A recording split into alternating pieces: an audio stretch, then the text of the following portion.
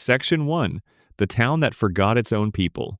There is a particular kind of loss that happens so slowly you almost miss it. It doesn't arrive like a storm. There's no single moment where you look up and realize something is gone. Instead, it comes the way a photograph fades, a little color draining here, a little sharpness lost there, until one day you hold the picture up to the light and the face staring back at you is a stranger wearing someone else's smile. That is the story of Family Guy. And if you let yourself drift tonight, if you close your eyes and let this voice carry you, you'll find that story is sadder and stranger and more interesting than you might expect. So settle in. Let your body relax into wherever you're resting. Let your shoulders drop. Let your breathing slow. We're going somewhere tonight, but we're going there gently. We're going back to a neighborhood you probably think you know, a little street in a little Rhode Island town, with a dog who read Tolstoy and a baby who wanted to rule the world and a family that, once upon a time, actually felt like people. And then, one season at a time, they were quietly erased. Let's start at the beginning, because beginnings matter. They set the terms. They tell you what a story is actually about before the world gets its hands on it and pulls it in every direction it was never meant to go. Family Guy premiered on the 31st of January 1999. It arrived on the heels of The Simpsons and King of the Hill, two animated shows that had already demonstrated that primetime cartoons for adults could have genuine emotional weight. Seth MacFarlane was 25 years old when his pilot aired. 25. The voice of Peter Griffin, the voice of Stewie, the voice of Brian, all coming from the same young man who had grown up watching cartoons with the obsessive devotion of someone who understood even then that animation was a serious art form, that these drawings moved through the world and left marks on people. The early episodes of Family Guy are rougher than people remember them. The animation is a little flat, the jokes are sometimes scattered, the pacing doesn't always land with the precision it would develop later. But there is something alive in those first two seasons that is harder to name and infinitely harder to replace. The characters have interiority. When something happens to them, it matters. Their reactions are drawn from something that feels, if not quite realistic, then at least emotionally coherent. Peter Griffin is not yet a rage machine running on random violence and pop culture interruptions. He is, at his core, a man who loves his family in a big, clumsy, embarrassing way. A man who makes terrible decisions because he is more enthusiastic than he is wise, and whose love, when it breaks through the foolishness, is genuinely warm.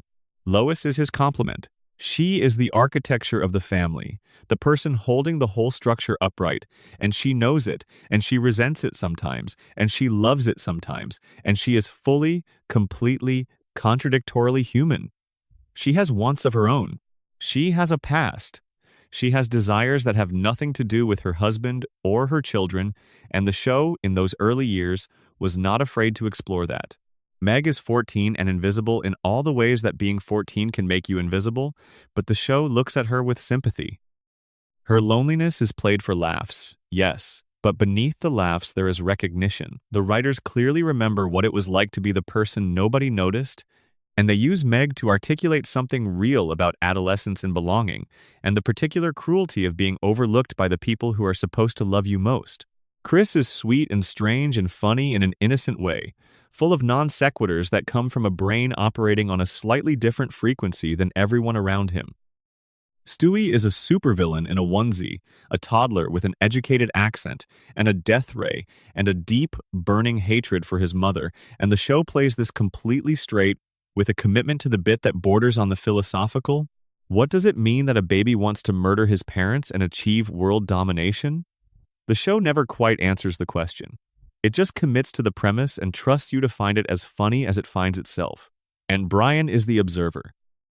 The literary dog who drinks too much and writes novels, nobody reads and falls for women who see through him, but whose fundamental decency, whose genuine care for the people around him, shines through the pretension and the failure in ways that make him, for many early viewers, the emotional center of the entire show.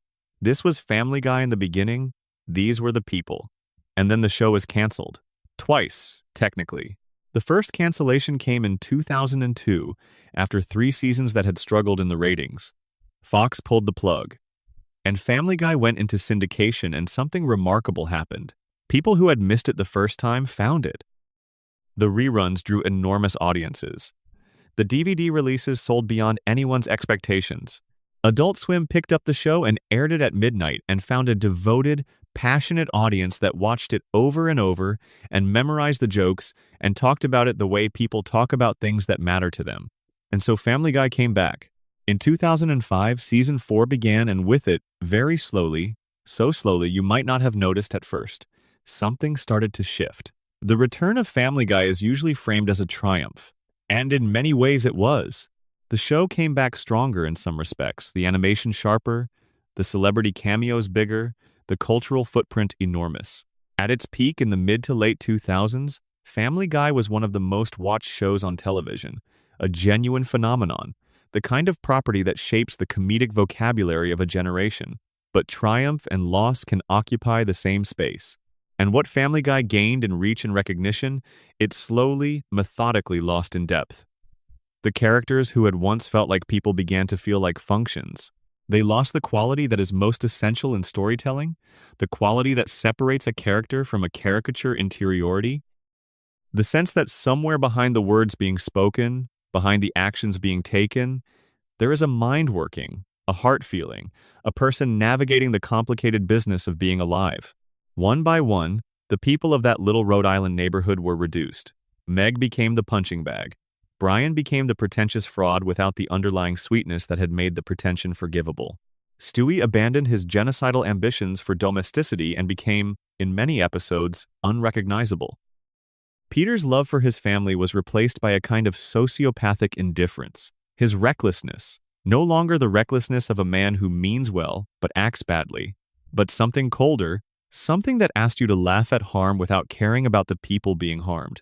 And the supporting cast, the friends and neighbors and recurring faces who had populated the world and given it texture, were quietly, one by one, faded out. Not killed, usually. Not written off with any ceremony, just shown less often. Given smaller roles. Reduced to catchphrases and single notes until even those catchphrases started to feel thin, and then they stopped appearing at all, and nobody said anything, and the show moved on. This is what we're here to explore tonight. Not with anger, anger is loud and you are trying to sleep, but with the kind of clear-eyed, affectionate sadness that comes from loving something and watching it change into something you don't quite recognize anymore. We're going to move through the cast one by one. We're going to remember who they were, the full, complicated, genuinely interesting people they were in the beginning. And then we're going to trace what happened to them, slowly, season by season, the accumulated weight of small compromises and shifting priorities, and the relentless pressure of keeping a television show commercially successful across decades of production. There is something meditative about this kind of inventory, something almost archaeological sifting through layers of an animated world, looking for the traces of what was once there. And if the story makes you a little sad as you drift off tonight, that sadness is the right response. It means you understood what was worth caring about. It means you were paying attention. Some things deserve to be mourned, even cartoon things. Especially cartoon things, because the cartoons that meant something to us are the places where we were learning, without knowing we were learning, what it looked like to be a person, what it looked like to love someone badly and still love them, what it looked like to fail at the things that mattered most and try again anyway, what it looked like to be 14 and invisible and still, somehow, worth something. The characters of Family Guy taught us those things once, and then the show quietly stopped teaching them. Tonight we remember what the lessons were. Before we move on, one more thing about those earliest seasons, about the texture of what has been lost. Watch the first season episode where Peter accidentally becomes a foster parent. Watch the episode where Meg gets a boyfriend who turns out to be a criminal, and the family has to navigate what to do about it. Watch the episode where Brian tries to track down his biological mother and discovers she died, and watch the scene that follows, where Peter sits with Brian in the backyard at night, not saying anything important, not delivering a speech, just being there, because that is what you do when someone you love is hurting. That scene, that quiet, still, beautifully underwritten scene of a man and his dog sitting in the dark, saying almost nothing, that is what Family Guy once was. And now you have a sense of what we're mourning. Let's begin. End of section 1 CTA below. If this kind of long, slow, story-driven content helps you sleep or unwind, consider subscribing and leaving a comment below. Tell me which Family Guy character you miss the most, the one who used to mean something to you before the show changed? Your comments genuinely help this channel and remind me why this kind of content is worth making. Now, let's keep going. Section 2. Meg Griffin, the daughter they decided didn't matter. Her name is Meg. She is 16 years old for what feels like forever, trapped in the amber of animated time, always a teenager, always on the outside of the joke, always the one who gets excluded from the warmth that the rest of the family, dysfunctional as they are, occasionally manages to share. Her voice changed before the show was even a season old. In the pilot and throughout the first season, Meg was played by Lacey Chabert, a voice that carried something a little more present, a little more grounded, a little more real. When Mila Kunis took over the role in season 2, the performance was fine. More than fine, Kunis brought her own particular quality to the character. But somewhere in the transition, something subtle shifted. The Meg of the first season had a kind of desperate sincerity. She wanted things. She tried. She was embarrassed and lonely and trying very hard to be the kind of girl that people noticed, and the trying was visible, and the trying was human. And the show in those early years looked at Meg's trying with something like tenderness. Not always. Not consistently. Even in the first season, Meg was the butt of jokes. Her desperation to fit in was played for laughs. Her romantic failures were comedic fodder. Her relationship with her parents, particularly her father, was already tilted in a direction that would only become more extreme as the show went on. But in those early seasons, there were also episodes that were genuinely about Meg. Episodes that asked, what does this girl want? Who is she when nobody is looking? What does it cost her to be the person nobody cares about? There was an episode in the second season where Meg starts dating a boy who turns out to be much older than she realizes, and the episode handles the revelation with a surprising mixture of comedy and genuine discomfort, the show acknowledging that what Meg experiences is something real, something that deserves more than a punchline. There was an episode where Meg gets a makeover and becomes suddenly, briefly popular, and instead of simply playing the transformation for laughs, the show uses it to explore something true about how the world treats girls who are considered plain versus girls who are considered beautiful, and what Meg herself loses when she stops being herself in order to be accepted. These were not perfect episodes. Family Guy was never a perfect show, even in its best years, but they were episodes that treated Meg as a subject rather than an object. They were episodes that believed she was worth the attention. The decline when it came was gradual at first. Meg's function in the story narrowed. She became less an adolescent navigating the complicated world of high school and family, and more a symbol of failure, of rejection, of the person the universe inexplicably targets for every possible misfortune. The show began to use Meg not to tell stories, but to establish a comedic principle, that Meg was the worst, that the universe knew she was the worst, and that even the people who were supposed to love her had registered this fact and adjusted accordingly. Peter's treatment of Meg became a running gag. He would forget her name. He would openly express his preference for his other children. He would participate, sometimes gleefully, in the general project of making Meg feel worthless. And the show framed this as funny as one of the established rhythms of the Griffin household, as reliable and expected as the cutaway gags and the chicken fights. But watch what happens when you track this running gag across seasons. In the early years, Peter's cluelessness about Meg is played as obliviousness. He is not mean to her, exactly, so much as he is unaware of her, the way a large, inattentive man might fail to notice a quiet presence in his peripheral vision. There is a difference between a father who is distracted and a father who has decided his daughter doesn't count. The early Peter was distracted. The later Peter had clearly made a decision. Season 10 is when the show seems to notice, briefly, that it has done something to Meg.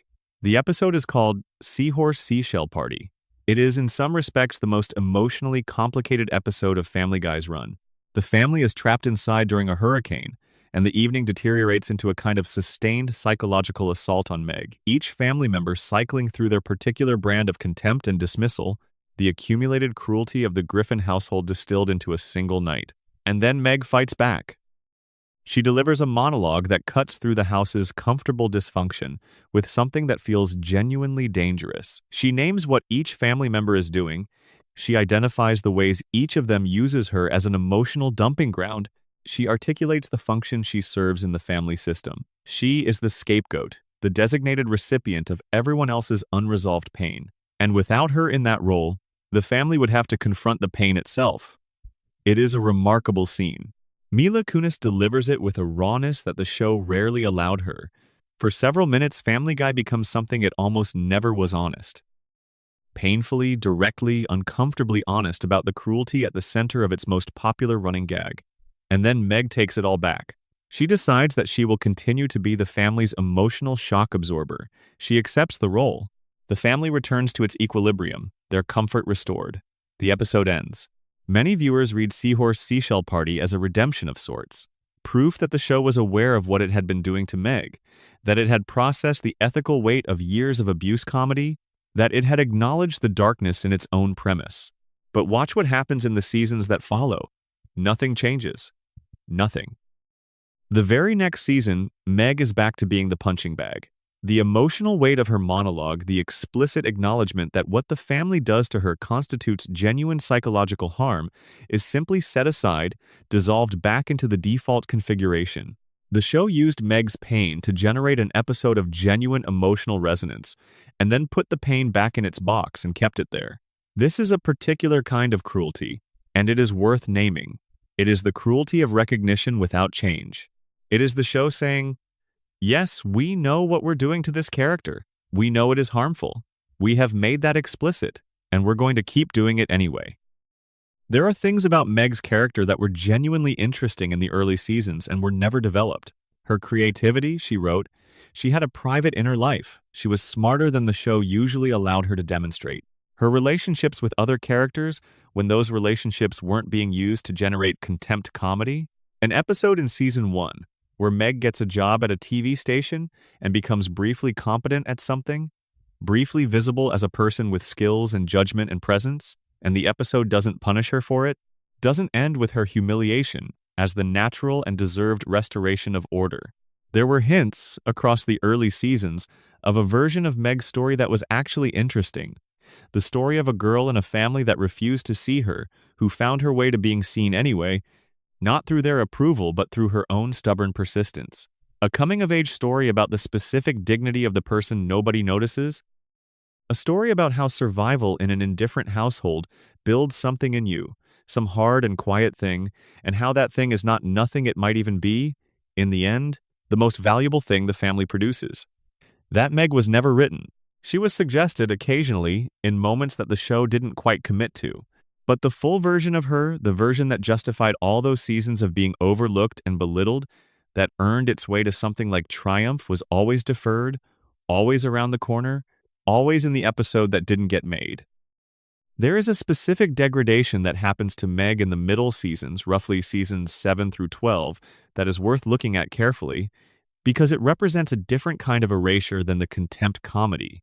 This is the period when the show begins using Meg as a target for a specific type of humor that relies on the audience's willingness to find female undesirability funny in a way that would not be acceptable if the character were male. Meg is positioned, in this era, as someone whom men will not want, not just as a running gag, but as a structural principle of the show's universe. She pursues relationships that fail. She is rejected. She is, in several episodes, explicitly discussed as unattractive, undesirable, the kind of girl that boys avoid. And the show treats this as objective fact rather than the cruelty of the characters delivering the judgment. This matters because it represents a shift in what the show is asking the audience to do. In the early years, when Meg's social failures were played for comedy, the joke was always at least partly on the world for not seeing her clearly. The comedy had a slight edge of indictment: these people around Meg are missing something. But in the middle seasons, the joke fully inverts. The world is right about Meg. Her undesirability is a stable property of her character, not a reflection of anyone's failure of perception. The show joins the verdict rather than questioning it. This is when Meg stops being a character and becomes a symbol. She represents, in the show's cosmology, the person at the bottom of every social hierarchy, the designated loser, the person upon whom all other characters' sense of superiority can be safely deposited. She exists to make everyone else feel better by comparison. And the audience, to its credit, has never entirely accepted this framing. The internet's relationship with Meg Griffin is complicated and interesting.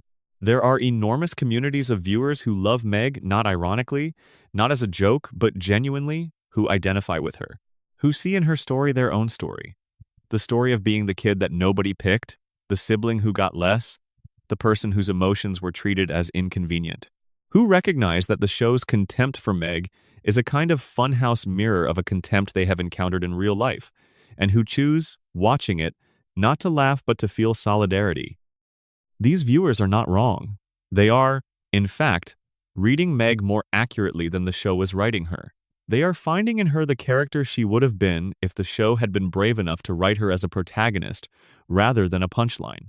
The later seasons bring something new to Meg's story, and it is to give the show a small measure of credit occasionally surprising. Starting around season 14 or 15, there are episodes that give Meg more to do. Not always in ways that fully rehabilitate the damage of the middle seasons, but episodes where she is treated as a character who acts rather than simply a character who receives. Episodes where her perspective shapes the plot. Episodes where her relationship with her family is explored with something more nuanced than simple contempt. There is an episode later in the show's run where Meg and Peter actually connect, actually have a moment of genuine tenderness, the kind of father-daughter scene that the early show would have known how to write and the middle show had entirely abandoned. And in that moment, you see it. You see who Meg and Peter could have been to each other if the show had cared to develop it. The warmth is real. The connection is real. The actors know how to find it. It's still there. But one episode of connection does not undo 15 years of contempt. One scene of warmth does not restore a character who was systematically reduced to a single degrading function. The damage accumulates in a way that the occasional good episode cannot reverse because the occasional good episode exists in the context of everything that surrounded it. All the seasons of the audience being trained to see Meg as the show's designated loser. What do we do with Meg Griffin? What does her story mean?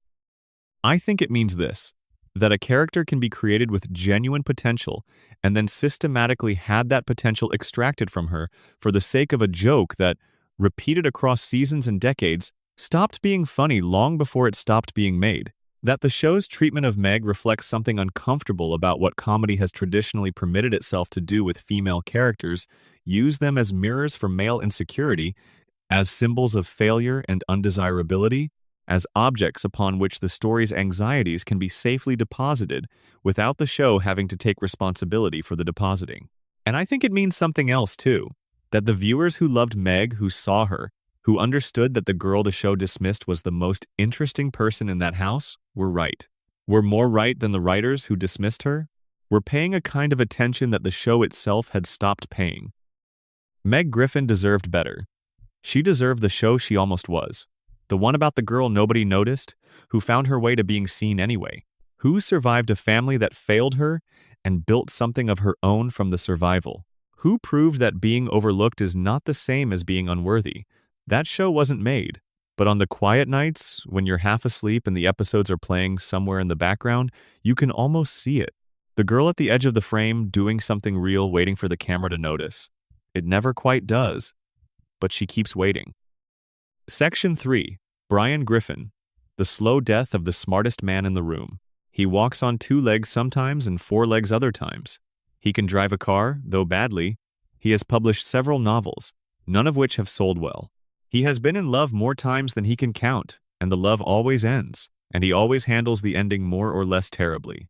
He drinks too much martinis mostly at all hours, the way a man drinks when he's been trying to dull something for a very long time, and has simply made the dulling a habit. His name is Brian Griffin. He is a dog. He is, in the universe of Family Guy, inexplicably and completely a person, and in the show's earliest years, he was the most fully realized person in the house. Think about what Brian represented in the beginning, and think about it slowly, because it's easy to lose the thread of how interesting he actually was if you've spent years watching the later versions of him. Brian was Seth MacFarlane's alter ego in the most direct and deliberate sense. MacFarlane has said so. The pretensions, the literary aspirations, the romantic failures, the drinking, the self-awareness that never quite translates into self-improvement, all of this was drawn from something personal. Brian was the show's way of examining a particular type of man, the man who knows himself well enough to articulate his flaws, but not well enough to fix them. The man who can tell you exactly why he keeps making the same mistakes while continuing to make them. The man for whom intelligence has become a trap because being smart enough to see the gap between who you are and who you want to be is not the same as being strong enough to close it. This is a genuinely interesting character. It is the kind of character that good fiction is built around. And in the early seasons, the show was genuinely good at writing him. The Brian-centric episodes of seasons 1 through 4 are some of the best things Family Guy ever produced. Watch Brian and Stewie the Vault episode, filmed entirely in one location, just the two characters locked in a bank vault overnight. No cutaway gags, no celebrity appearances, no escalating absurdity, just Brian and Stewie talking. And in that talking, something extraordinary happens. Both characters reveal themselves. Brian's loneliness comes out, his fear that his life is ultimately meaningless, that the books nobody reads, and the love affairs that always end, and the years of service to a family that treats him as furniture add up to nothing. His sense that he has been performing intelligence as a substitute for actually living. His grief, barely acknowledged, for all the roads he never took. Stewie's cruelty sharpens into something else in that episode too. He is genuinely fond of Brian in a way he can't quite allow himself to fully acknowledge.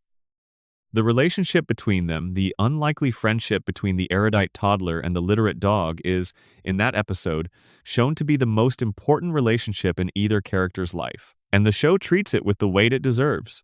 That episode was made in 2010, Season 8, which is already into the show's second run and the period when some of the character degradation had begun. But Brian and Stewie is evidence that the writers, or at least some of them, still knew who these characters were, still had access to the emotional depth that the early show had excavated, still believed that Family Guy was capable of something more than the joke machine it was increasingly becoming. But to trace Brian's decline, we have to go further back to the specific points where the writers started losing their grip on what made him work. The earliest version of Brian's decline is the sharpening of his pretensions. In the first 2 seasons, Brian's literary aspirations are played with a gentle irony, he writes. He tries, the writing is not particularly good, and Brian knows it, and the gap between his self-image and his output is the source of the comedy. But there is warmth in the gap. There is the recognition that trying matters, even when the trying fails. There is something poignant about the dog who reads Hemingway and wants to write Hemingway, and ends up writing something more modest than either. By seasons 5 and 6, the irony has curdled. Brian's pretensions are no longer gently mocked, they are aggressively undercut. His writing is not just imperfect, but actively bad. His literary opinions are not just wrong, but pompous. His sense of himself as an intellectual is not just aspirational, but delusional. The show has shifted from gently ribbing a character for the gap between his ambitions and his abilities to contemptuous dismissal of the ambitions themselves.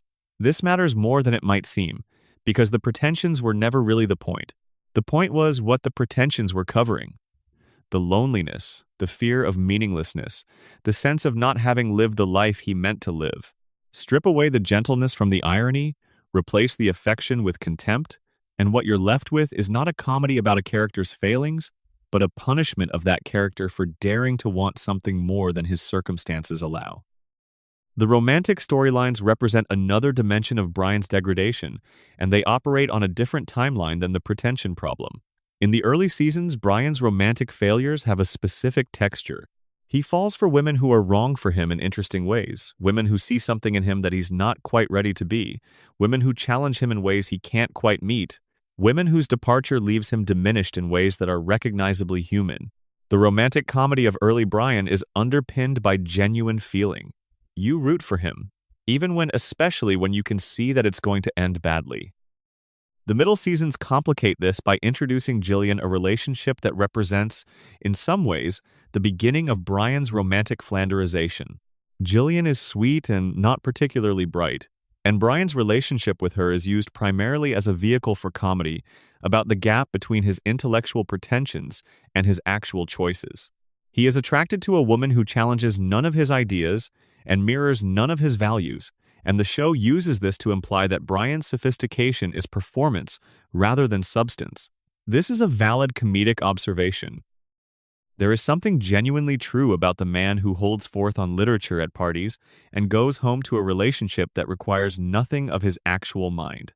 But the show pursues this observation so relentlessly that Brian's romantic life stops being about anything except demonstrating his hypocrisy. Every subsequent relationship is evaluated through the lens of what it reveals about his pretensions, rather than what it means to him as a person. By the later seasons, Brian's romantic arc has collapsed almost entirely into a single episode template. Brian falls for a woman, pursues her with varying degrees of manipulative behavior. The relationship fails in a way designed to reflect badly on Brian. The episode ends with a joke about his failures. There is no growth. There is no accumulation. There is no sense that the Brian of season 15 has learned anything from the Brian of season 7. The romantic failures are not episodes in a character's life. They are recurring demonstrations of a fixed character trait. The death episode deserves particular attention because it is perhaps the single most discussed event in Family Guy's post-revival history. In the season 12 episode Life of Brian, Brian is killed by a car. The death is sudden, handled with surprising emotional weight. Stewie holds his friend as he dies, and the scene is genuinely affecting, the show doing something it does rarely in its later seasons, playing a serious moment seriously. Stewie's grief is not undercut by a joke. The family's grief is not undercut by a joke. For a few minutes, Family Guy allows the emotional reality of losing someone to simply exist. And then, a few episodes later, Stewie uses his time machine to undo Brian's death and restore him to life. The internet's reaction to Brian's death was immediate and enormous. Petitions were signed. Articles were written. The outpouring of genuine grief from viewers who had grown up watching this character was significant enough to merit mainstream news coverage. And when Brian was brought back, the narrative the show pushed was, "We heard you. You loved him. We listened." But there is another reading, and the other reading is darker. The Brian death arc has the structure, in retrospect, of a rating stunt. A deliberate provocation engineered to generate exactly the kind of response it generated: the grief, the petitions, the cultural conversation, the enormous audience that tuned in for the episodes surrounding the death and the resurrection. Brian's death and return are not, in this reading, a story about a character. They are a story about an audience, specifically, a story about testing how much an audience loves a character and using that love to drive viewership. And if that reading is correct and several people with knowledge of the show's production have implied that it is, then it reveals something uncomfortable about the show's relationship with its own characters in the later seasons. The characters are not, in this model, people whose stories matter. They are assets whose perceived value can be activated strategically, deployed to generate emotional response, and then return to their default configuration as if nothing happened. Brian died. The audience mourned. Brian came back. The audience was relieved. And then Brian went right back to being the character the post-revival show had made him. The pretentious, manipulative, romantically disastrous dog who had lost most of the warmth and depth that had made him worth mourning in the first place. The later seasons offer occasional glimpses of the Brian who once was. Episodes where his relationship with Stewie is allowed to carry some of its original emotional charge. Episodes where his loneliness is played with sympathy rather than contempt. Episodes where the drinking is treated as what it actually is, the symptom of something the character can't quite face, rather than simply a visual shorthand for Brian is the sophisticated one. These glimpses are meaningful. They suggest that the writers never entirely forgot who Brian was, that somewhere in the institutional memory of the show, the emotional DNA of the early character survived. But the later seasons also contain some of the most aggressive degradation of Brian's character in the show's entire run. Episodes where he is openly predatory in his romantic pursuits, where the show uses his behavior to generate disgust rather than sympathy, where the gap between his self-image and his behavior has grown so large that it can no longer support the nuanced comedy it was originally designed to produce. Episodes where Brian is not a flawed man with genuine virtues but simply a flawed man, full stop, a collection of unattractive traits wearing the costume of someone who used to matter. The question the show stopped asking, somewhere in the middle seasons, is the most important one. Why does Brian drink? Why does he keep falling for the wrong people? What is he looking for, and why hasn't he found it? These questions, answered, would constitute a character arc, would give Brian's story the shape of something that was going somewhere. Unanswered, the drinking and the failures are simply habits, characteristics, properties of a figure rather than conditions of a person. Brian Griffin was once the most human character in a house full of humans.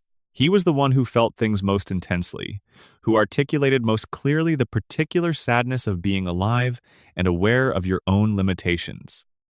He was the literary dog in the way that all literary people are literary, not because reading makes you wise, but because reading makes you aware, and awareness is as much curse as gift. That Brian still exists, in fragments, in the better episodes of the show's later run. He exists in the memories of people who watched the early seasons and fell in love with a dog who wanted to be a writer and kept failing and kept trying and was somehow, impossibly, one of the most relatable figures on television. He exists in the Vault episode, which remains a masterpiece of minimalist character writing two creatures trapped in a small space, telling each other the truth, the camera close enough to see everything. He deserved a better story than the one the show ultimately gave him. He deserved an ending that honored the beginning. He deserved, in the final accounting, to find the thing he was always looking for.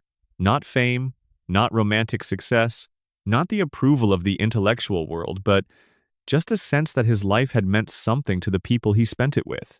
That ending may still be out there. The show is still running, Brian is still drinking, but the best version of his story was told a long time ago, in a bank vault, in the middle of the night, when he and his best friend had nothing to do but be honest with each other. That version was enough. That version was more than enough. Section 4. Stewie Griffin, burying the evil genius alive. Close your eyes and think about the first time you ever saw Stewie Griffin. Maybe it was the pilot. Maybe it was a clip someone sent you. One of those early viral moments when the internet was just beginning to discover that there was a 1-year-old on a Fox animated series who spoke in full, elegant, grammatically precise sentences about his plans to enslave the human race. Maybe you came to the show late and found him already mid-transformation, already softened from what he once was. But if you were there at the beginning, if you watched the first season when it aired, or found it on Adult Swim at midnight in the early 2000s, or stumbled across the DVD set in a rental store, you know exactly what I mean when I say that Stewie Griffin was something that had never existed before on television. He was wearing a yellow shirt and a white diaper. He was sitting in a high chair, eating strained peas with the tolerant expression of a man who has decided to endure the indignities of infancy for strategic reasons. His mother was spooning food into his mouth and cooing at him the way mothers coo at babies, oblivious and loving, and Stewie was gazing at her with an expression that could most accurately be described as homicidal patience. And then he opened his mouth, and the voice that came out measured, English accented, beautifully enunciated was the voice of a man who had been planning something for a very long time and was finally, reluctantly, beginning to implement it. The contrast was the whole joke. And the joke was perfect. To understand what made early Stewie so extraordinary, you have to understand the comedic mechanics at work in his design. The humor was built on a foundation of dramatic irony, the audience knowing something that the characters around Stewie did not. Everyone in the Griffin household perceived Stewie as a normal infant. They heard his speech as babbling. They interpreted his elaborate contraptions as toys. They registered his coldly focused stare as the wide-eyed blankness of babyhood. The dramatic irony ran through every scene he appeared in, a constant low current of tension that made even his most mundane moments potentially explosive. You watched Lois give Stewie a bath and you were aware, the entire time, that the child she was bathing was developing a plan to kill her. You watched Peter pick Stewie up and toss him in the air, laughing, and you were aware that the baby's tolerant half-smile was the smile of a man enduring a temporary inconvenience. You watched Stewie sit at the family dinner table and make polite conversation in his way, pointing, grunting, doing the things babies do at the table, while internally composing monologues about geopolitical domination. This structure gave the show enormous flexibility. Every domestic scene in which Stewie appeared could carry a second layer of meaning, a parallel narrative running beneath the surface of the family sitcom. Family Guy was, in the Stewie scenes, a comedy and a thriller simultaneously funny because of what you were seeing, tense because of what you knew. Seth MacFarlane has described Stewie as the most purely creative achievement of the show's early period. The character required an enormous amount of careful management you had to maintain the joke without exhausting it, escalate the schemes without making them feel routine, keep the menace credible without tipping into something so dark it stopped being funny. It was a genuinely delicate balance, and the early writing room maintained it with remarkable precision. Season 1's Stewie-centric episodes are a clinic in this kind of careful tonal management. There is an episode where Stewie builds a mind control device and tests it on the residents of the neighborhood, orchestrating their behavior with the detached satisfaction of a man conducting a symphony. The comedy comes from the banality of what he does with this genuinely terrifying power. He makes people mow his lawn, he makes them bring him better food, he creates small inconveniences for the adults who have been failing to take him seriously. The device works perfectly.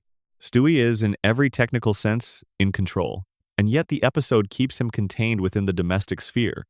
The ambition's vast and the canvas miniature, and the gap between the two is where the humor lives. There is an episode where Stewie attempts to eliminate Lois using a series of increasingly elaborate traps, each one foiled not by competence, but by the sheer chaotic indifference of the household. The baby genius with his ray gun and his timetable is defeated again and again by the domestic noise of a family that doesn't notice him trying to kill them. The frustration Stewie experiences carefully managed, always expressed in complete sentences, never allowed to tip into genuine distress, is one of the show's most consistent pleasures. There is an episode where Stewie has a conversation with the devil, a hallucination, or perhaps not a hallucination, in which he considers his life choices and arrives at conclusions that are at once genuinely philosophical and absurd.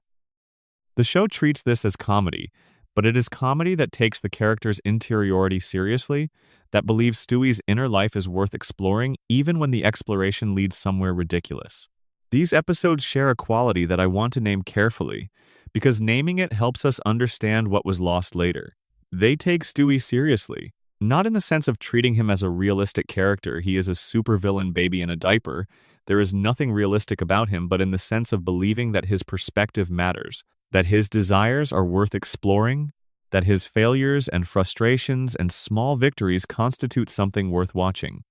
The early show believed that Stewie was interesting. That is what it kept, episode after episode. That simple belief. The transformation begins in Season 3 and accelerates sharply in Season 4. In Season 3, you can see the writers beginning to experiment with Stewie's character, introducing small threads of vulnerability, moments where the steel exterior cracks slightly, and something more human bleeds through. There is a specific quality in some of the Season 3 Stewie scenes that feels like the writers asking a question. What is underneath the evil? If we pull back the villainous persona, what do we find? The question is interesting. The early answer is interesting too. Underneath the evil genius is something more complicated than either innocence or simple cruelty. There are glimpses of confusion, of longing, of a creature that has constructed an elaborate identity around dominance, partly because the alternative, vulnerability, is too terrifying to approach. This could have been developed into something genuinely rich. A character arc in which Stewie's evil is progressively revealed to be a defense mechanism, in which the schemes for world domination are a way of avoiding the terrifying business of needing people. This is a compelling story. It has dramatic shape. It has somewhere to go. But the show did not go there. Instead, having introduced these glimpses of vulnerability, the writing room made a decision that would fundamentally alter the character. They decided that the evil baby was played out, that the joke had gone as far as it could go, and that Stewie needed to be rebuilt from the ground up into something more versatile. Seth MacFarlane has spoken about this in interviews. He has acknowledged that the original Stewie was always going to be difficult to sustain, that you can only do so many baby tries to kill mother plots before the premise wears thin. This is a reasonable observation, but it conflates the premise with the character. The premise Stewie wants to kill Lois was always secondary to the character himself. The premise was a vehicle, the character was the thing. And the thing that made the character extraordinary, the voice, the intelligence, the dark ambition, the cold precision could have been preserved without the specific plot engine that drove it in the early seasons. Instead, the show retired not just the premise, but the character who had animated it. The Stewie who emerged from Season 4 onward was gentler, warmer, more accessible, more comfortable. He was, in many respects, a better roommate than the original. He was also, in every sense that mattered, less interesting. The Season 6 two-parter, Stewie Kills Lois and Lois Kills Stewie, is worth dwelling on, because it functions as both an exceptional piece of television and a formal farewell. The episodes give the audience everything the original premise had been building toward. Stewie achieves his goal. He kills Lois. He takes control of the world. He becomes the dictator he always wanted to be. And the show depicts this with a confidence and ambition that it rarely allowed itself. The scope is large, the stakes feel real, the comedy and the darkness are balanced with precision. And then it was a simulation. A program on Stewie's computer. None of it happened. The status quo reasserts itself. The twist is clever in the moment, but in retrospect, it reads as something more melancholy, the show killing off its own premise, staging a grand farewell to the version of Stewie that had made Family Guy remarkable, and then pressing reset. These episodes are the last time Stewie's fundamental nature, the cold brilliance, the world-ending ambition, the specific and thrilling danger of the character is played straight. After this, the evil genius goes into mothballs. The baby villain becomes a baby with complicated feelings about Brian and a penchant for cross-dressing and occasional sharp observations about the family's dysfunction. He is funny, still. The voice is still distinctive. The chemistry with Brian still generates some of the show's best material. None of that is nothing, but it is not the same character. The middle seasons of Stewie's arc are characterized by the show's increasing reliance on his sexuality as a comedic subject. From around Season 4 onward, Stewie is depicted with growing frequency in situations that suggest same-sex attraction cross-dressing, interest in male characters, romantic daydreams involving men. By the later seasons, this has become so dominant a part of his characterization that many viewers know him primarily through this lens, rather than through the lens of the evil genius. The show has never definitively resolved the question of Stewie's sexuality. MacFarlane has given contradictory statements in interviews at various points, suggesting that the character was originally intended to be gay, that the question was left open deliberately, that the direction evolved organically from writing rather than design. The ambiguity is real, and there is something honest about maintaining it. The show's refusal to officially label Stewie's sexuality is, in a sense, a kind of respect for the complexity of the character's inner life. But there is also a version of this ambiguity that is less comfortable. The comedy of implied sexuality deployed without commitment, used as a recurring source of jokes without the responsibility of actually exploring what those jokes mean. Stewie's suggested queerness is used extensively as a comedic resource. It is used much less extensively as a character resource, as something that tells us who he is, what he wants, what it costs him, what it means. The show wants the comedy of Stewie's implied sexuality without the work of actually developing it. This is a form of having it both ways that becomes, over time, somewhat exhausting to watch. In the later seasons 20, 21, 22 onward, there are genuine surprises in Stewie's character, moments that suggest the writers have not entirely given up on finding interesting things for him to do. There are episodes that explore his relationship with Lois in ways that are unexpectedly moving, that recover something of the original dynamic, the baby who loves his mother and hates her, and cannot entirely distinguish between the two feelings. There are episodes that develop his friendship with Brian in new directions, that find genuinely fresh comedic and emotional territory in a relationship that has been running for 2 decades. These episodes suggest something hopeful, that the original Stewie is not entirely gone, that he exists somewhere in the character's foundation, accessible when the writers choose to dig for him. That the softening of the middle seasons was a choice and not an irreversible transformation, that the sharp intelligence and the dark humor and the magnificent precision of the early character can be recovered when someone in the writing room decides it's worth recovering. But these episodes are surrounded by episodes that demonstrate the opposite episodes, where Stewie is a familiar figure, moving through familiar situations with comfortable predictability, episodes where the character's enormous potential is deployed in service of plots that would not have interested the original at all. What was lost when Stewie lost his edge is not something that can be fully replaced by what was gained. The show gained a more versatile character, one who could appear in a wider range of storylines, who could anchor emotional beats as well as comedic ones, who could be a friend and a confidant as well as a villain. That versatility is real and it has produced some excellent television. But the thing that was lost was singular. There was only one evil genius baby in the history of animation. Only one character who held that specific, terrifying, hilarious contradiction in precise balance. The toddler and the tyrant, the diaper and the death ray, the bottle and the world domination speech. Only one character who made every domestic scene he appeared in vibrate with the dark comedy of what he was thinking behind his patient, calculating eyes. That character was retired because the people making the show ran out of ideas for him. And running out of ideas for a character is not the same as the character running out of potential. It is much smaller and more forgivable than that. It is simply a failure of imagination. A failure of nerve, perhaps. A willingness to set aside the most demanding character on the show in favor of one who required less from his writers. The failure is understandable. It is even, in some moods, forgivable. But it is a loss. A genuine, measurable, irreplaceable loss. Stewie Griffin at his best was unlike anything that has ever been on television. The version that replaced him is pleasant and often funny and sometimes genuinely touching. He is also someone else entirely. Section 5. Peter Griffin. When the heart of the show went cold, there is a version of Peter Griffin that the people who loved the early show carry around with them like a photograph from a better time. He is wearing a white dress shirt and green pants, and he has the body of a man who has never, not once, thought about his relationship with food. His hair is the flat brown of a cartoon character for whom hair is purely cosmetic.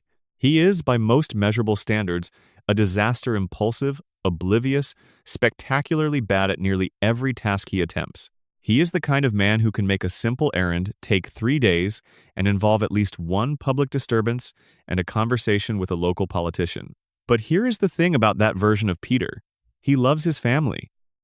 He loves them clumsily, incompletely, in the way of a man who has more feeling than vocabulary, who experiences the depth of his affection as a kind of pressure in his chest that occasionally releases itself as something stupid. He loves Lois in the way of a man who knows, on some level, that she is too good for him and is grateful for this every single day, even if he cannot express the gratitude in any form that does not cause her some form of suffering. He loves his children in the scattered, distracted way of a man who is not built for the careful, sustained attention that children require, but who would, when it came down to it, do anything for them. That Peter Griffin was funny. He was also, in a surprising and important way, lovable. You laughed at him the way you laugh at someone you know, someone whose flaws are completely visible, completely predictable, and somehow entirely forgivable, because underneath them you can feel the warmth. The show erased him so gradually that many viewers didn't notice it happening until it was already done. Let's establish the early Peter precisely, because precision matters here. The first 3 seasons of Family Guy build a specific character portrait, a man of limited intelligence but genuine decency. The comedy in those seasons comes from the tension between Peter's ambition and his capability, between what he thinks he can do and what he actually manages. He pursues ideas with enormous enthusiasm, and they collapse around him. He misreads situations in ways that generate chaos. He gives advice that is always wrong in interesting ways. But every single time the early Peter causes damage, he registers the damage. He feels bad about it. He notices that the people around him have been hurt, and he experiences something in response: guilt, confusion, the clumsy desire to fix things. He apologizes, badly. He makes gestures, misguided. He tries, in his limited way, to repair what he has broken. This cycle: Peter causes harm, Peter feels bad, Peter attempts repair is not just the structural engine of the early show's episodes. It is also the show's fundamental claim about who Peter is. He is a man who makes mistakes, but he is also a man for whom mistakes matter. He is not indifferent to consequences. He is not sealed off from the emotional reality of the people around him. He is simply, and the simplicity is important, a man who means well and manages badly, and whose awareness of the gap between his intentions and his outcomes constitutes something like a conscience. Take that conscience away. Remove the guilt, the registration of harm, the clumsy desire to repair, and what you're left with is a very different character, not a lovable fool. Something colder, something less interesting, and something significantly more unpleasant to spend time with. That removal is what happened to Peter Griffin, starting around season 6 and becoming pronounced by season 8. The Flanderization of Peter Griffin, the technical term for this kind of character reduction, borrowed from what happened to Ned Flanders on The Simpsons, follows a specific trajectory that is worth tracing slowly. In seasons 4 and 5, Peter's intelligence drops noticeably. The stupidity that in the early seasons was a specific and characterful kind of obliviousness, a man who doesn't think things through, who is easily distracted, who mistakes confidence for competence, becomes something more literal and more severe.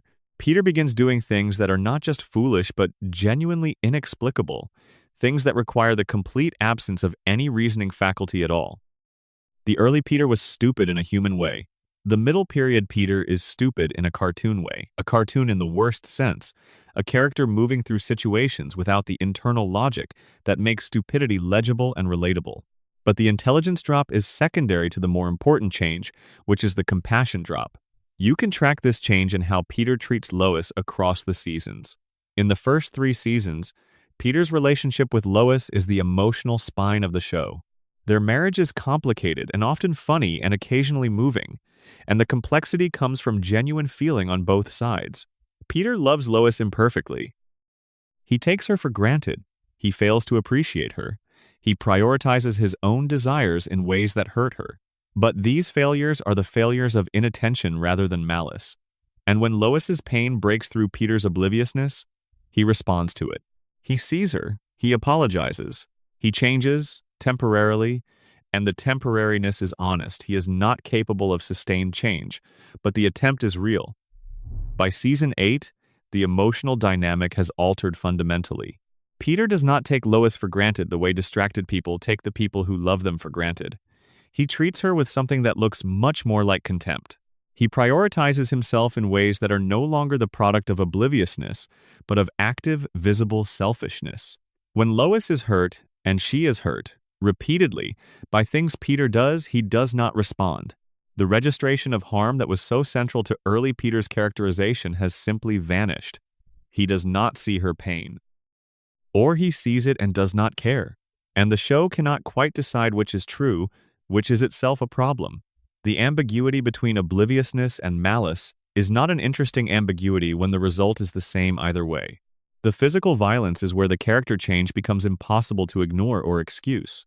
The early show has violence, of course. It is an animated comedy. Characters get hurt, bounce back. The exaggeration is part of the genre's vocabulary. Peter falls down the stairs and the sound effects are cartoonish, and the damage is temporary, and the joke is over in 3 seconds. But the chicken fights are the key to understanding what happens to the show's relationship with Peter's violence over time. The extended battles between Peter and Ernie the Giant Chicken are, in the early seasons, marvels of escalating absurdity, parodies of action movie choreography, prolonged beyond all reason, staged with a commitment to the bit that makes them oddly beautiful. They are clearly delineated from the show's domestic storylines. They are spectacle and labeled as spectacle, and the audience understands them as such. As the show continues, the violence that was once clearly labeled spectacle starts bleeding into the domestic storylines without the label. Peter's physical conflicts begin to involve his family, his friends, characters who are not anonymous antagonists but people with names and histories.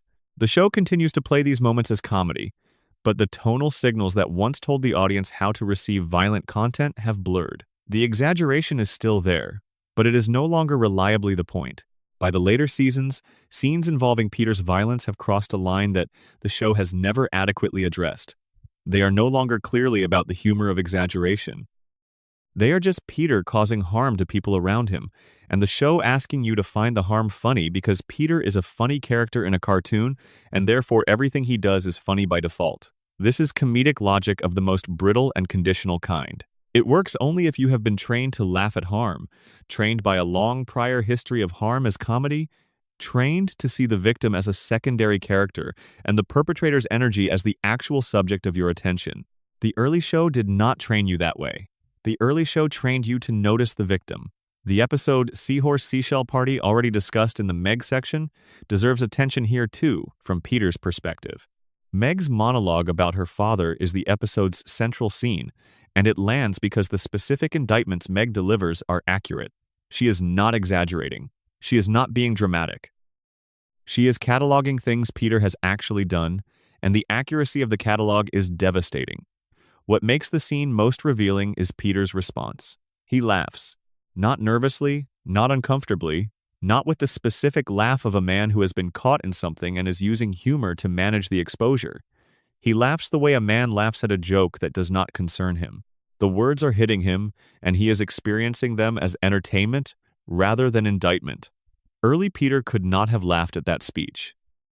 Early Peter would have heard Meg's words and felt them, would have had the specific, awful experience of recognizing yourself in someone's pain, of understanding that you have been the cause of something you did not intend to cause. The early Peter's response to that speech would have been the response of a man with a conscience: discomfort, and then guilt, and then the clumsy attempt to do better. The Peter who laughs at that speech is not a man with a conscience. He is a man in whom the conscience has been surgically removed and replaced with nothing. There is a question worth asking here that the show never quite addresses. What happened to Peter? Not in a narrative sense, the show never offers a storyline that explains the change, but in a thematic sense.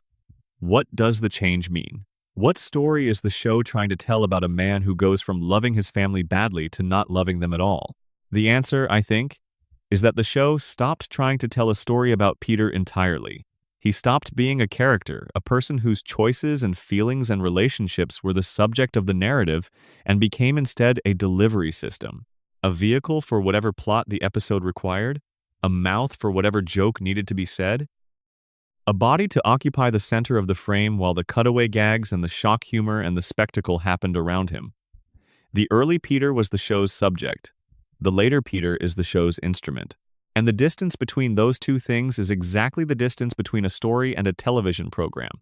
Peter Griffin at his best was a study in the comedy of good intentions colliding with limited capacity. He was the show's most human character in the paradoxical sense human, not because he was realistic, but because his failings were recognizable, the failings of love imperfectly expressed, of care, incompetently deployed, of a big heart and a body and mind not quite equal to the task of acting on it. That Peter could make you laugh and make you feel something simultaneously. He could be ridiculous and tender in the same scene.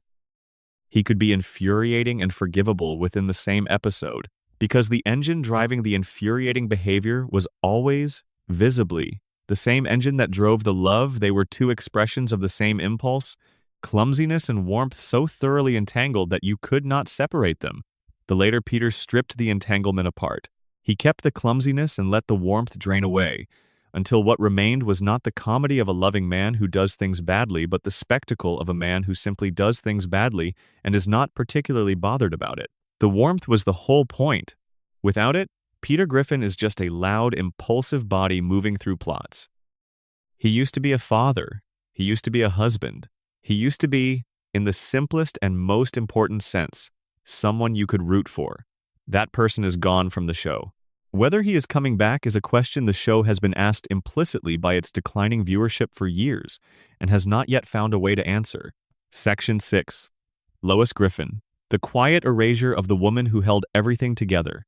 Of all the characters whose decline is mourned when people talk about Family Guy, Lois Griffin is the one most often overlooked. There is a particular irony in this that the character whose entire function was to hold the household together should become the one the discourse forgets to mention. That the person who kept the show's emotional world coherent should be, in the very conversation about what went wrong, quietly sidelined again. But that overlooking is itself evidence of how thoroughly she was erased. Because early Lois was not a peripheral figure. She was not simply the wife, the anchor, the straight woman. She was a genuinely complex character, a woman with a full life before the show started, with desires and frustrations and a history and a future, with a relationship to her own identity that was never simply reducible to her relationships with other people. And the show, over the course of many seasons, reduced her to exactly that, to her relationships, to her function, to the patient, put-upon wife, whose occasional moments of edge were deployed for comedy, and whose genuine interiority was gradually and quietly retired. Lois Griffin was born to money. This is important and tends to be forgotten. She is the daughter of Carter and Barbara Pewter-Schmidt, old New England wealth, the kind of family that has a compound and a yacht and a specific quality of dismissiveness toward people who did not come up the way they came up. Lois grew up in that world and chose not to stay in it, chose Peter, chose a smaller and messier and more honestly lived life, and the choosing was an act of self-definition that the early show understood clearly. This backstory matters because it gives Lois a relationship to her own choices. She knows what she gave up. She knows what she traded the Pewterschmidt money and the Pewterschmidt life for, and she has made her peace with the trade mostly. The early episodes mine this territory with real intelligence. There are episodes where the pull of her old life surfaces, where Lois is confronted with the comfort and elegance she walked away from and has to decide again whether the decision was right. These moments are not played as simple reaffirmations of the choice she made. They are genuinely ambivalent. She is genuinely tempted. And the show trusts her ambivalence, trusts the audience to understand that a woman can love the life she chose and still occasionally wonder about the one she didn't choose. There are also early episodes that explore Lois's identity outside her role as wife and mother. She is a piano teacher. She has musical ability, genuine skill, a relationship to an art form that predates Peter and predates the kids and belongs entirely to her. She has friendships. She has a history with her family. Her relationship with her parents is complicated and specific and never entirely resolved. She is, in the fullest sense of the word, a person who contains things that are not about the people around her. The early show is interested in that person. It keeps finding ways to tell stories that are about Lois specifically, not about how Lois responds to Peter's latest disaster, not about how Lois manages the household's latest crisis, but about what Lois wants, what Lois fears, what Lois sees when she looks at her own life and her own face. The first signs of Lois's reduction are so subtle that it is genuinely difficult to locate them precisely. But I think they begin somewhere around season 5 or 6, in the shift from Lois as an active character, a person who drives plots, who has stories of her own, to Lois as a reactive character, a person whose function is primarily to respond to the plots that Peter drives. This shift is partly structural. The show's increasing reliance on Peter as the center of every storyline naturally pushes Lois to the periphery. When every episode is about what Peter does, the other characters exist in relation to Peter's actions rather than in relation to their own. Lois becomes someone things happen to, rather than someone who makes things happen. But the structural explanation is not sufficient on its own, because the structural choice was itself made by the writers. There was never any law requiring Family Guy to center every storyline on Peter. There was a choice, made incrementally, to do so, and that choice came with costs. And the greatest cost was Lois. As Lois moves toward the periphery, her characterization simplifies. The ambivalence about her class background fades. Her relationship with her parents becomes purely comedic. Carter Pewterschmidt is deployed as a cartoon villain, his contempt for Peter a reliable source of jokes. The complexity of Lois's relationship to her family of origin reduced to a single repeated dynamic. Her musical life largely disappears. Her friendships largely disappear. The things that were specifically, privately, irreducibly hers are quietly retired. What is left is Lois as function. The function has several modes. Reactionary wife mode. Lois expresses reasonable frustration with Peter's latest disaster. Peter fails to fully absorb the frustration. The episode continues. Surprising edge mode. Lois reveals a darker or stranger side of previous criminal history, a surprising sexual willingness, a capacity for behavior that subverts the reasonable wife image, and the revelation is played as comedy, as the show demonstrating that it is aware of the domesticity trap and knows how to puncture it. Maternal authority mode. Lois addresses one of the children's storylines with the combination of warmth and practicality that the role requires. All of these modes produce individual funny moments. None of them constitute a character. They are performances of a type rather than expressions of a person. The surprising edge mode deserves particular examination because it is the show's primary strategy for making Lois feel interesting in the middle and later seasons, and it is also the strategy that most clearly demonstrates the problem. The joke that Lois has a wild past, that beneath the composed piano teacher and reasonable wife, there is a woman who has done surprising things, who carries experience that doesn't fit the images. In limited deployment, a good joke. It complicates a character who might otherwise be too straightforwardly functional. It suggests depth. It hints that there is more going on beneath the surface than the surface reveals. But the joke depends. for its effectiveness on the surface being genuinely there. The contrast is only funny if the straight-laced image is established and maintained if you actually believe, moment to moment, that this is a woman who plays by the rules, who holds the household to certain standards, whose reasonable competence is the genuine article. Without that belief, the puncturing of the image has nothing to puncture. As the show continues and the edge reveals accumulate as the Lois who smokes occasionally becomes the Lois with a criminal record, becomes the Lois with a history of various transgressive behaviors, the surface erodes. The joke becomes the character. And once the edge is Lois's defining trait rather than a subversive revelation about who she actually is, the comedy collapses because the subversion has nothing left to subvert. The later seasons are full of moments where Lois does something that would have been, in the early show, a genuinely surprising reveal about the character, but they no longer surprise, because the early show's Lois has been so thoroughly replaced by this more one-dimensional version that the reveals feel like continuations of the type rather than departures from it. There is a specific kind of scene between Peter and Lois in the early show that the later show essentially stopped making, and the absence of this scene is to me the clearest evidence of what was lost. The scene I'm thinking of happens at the end of episodes, the quiet moment, after whatever disaster the episode has engineered has been mostly resolved. When Peter and Lois are in their bedroom, or in the kitchen, or sitting on the porch, and they talk, not dramatically, not with the formal architecture of a lesson-learned moment, though sometimes the learning is present too. They just talk.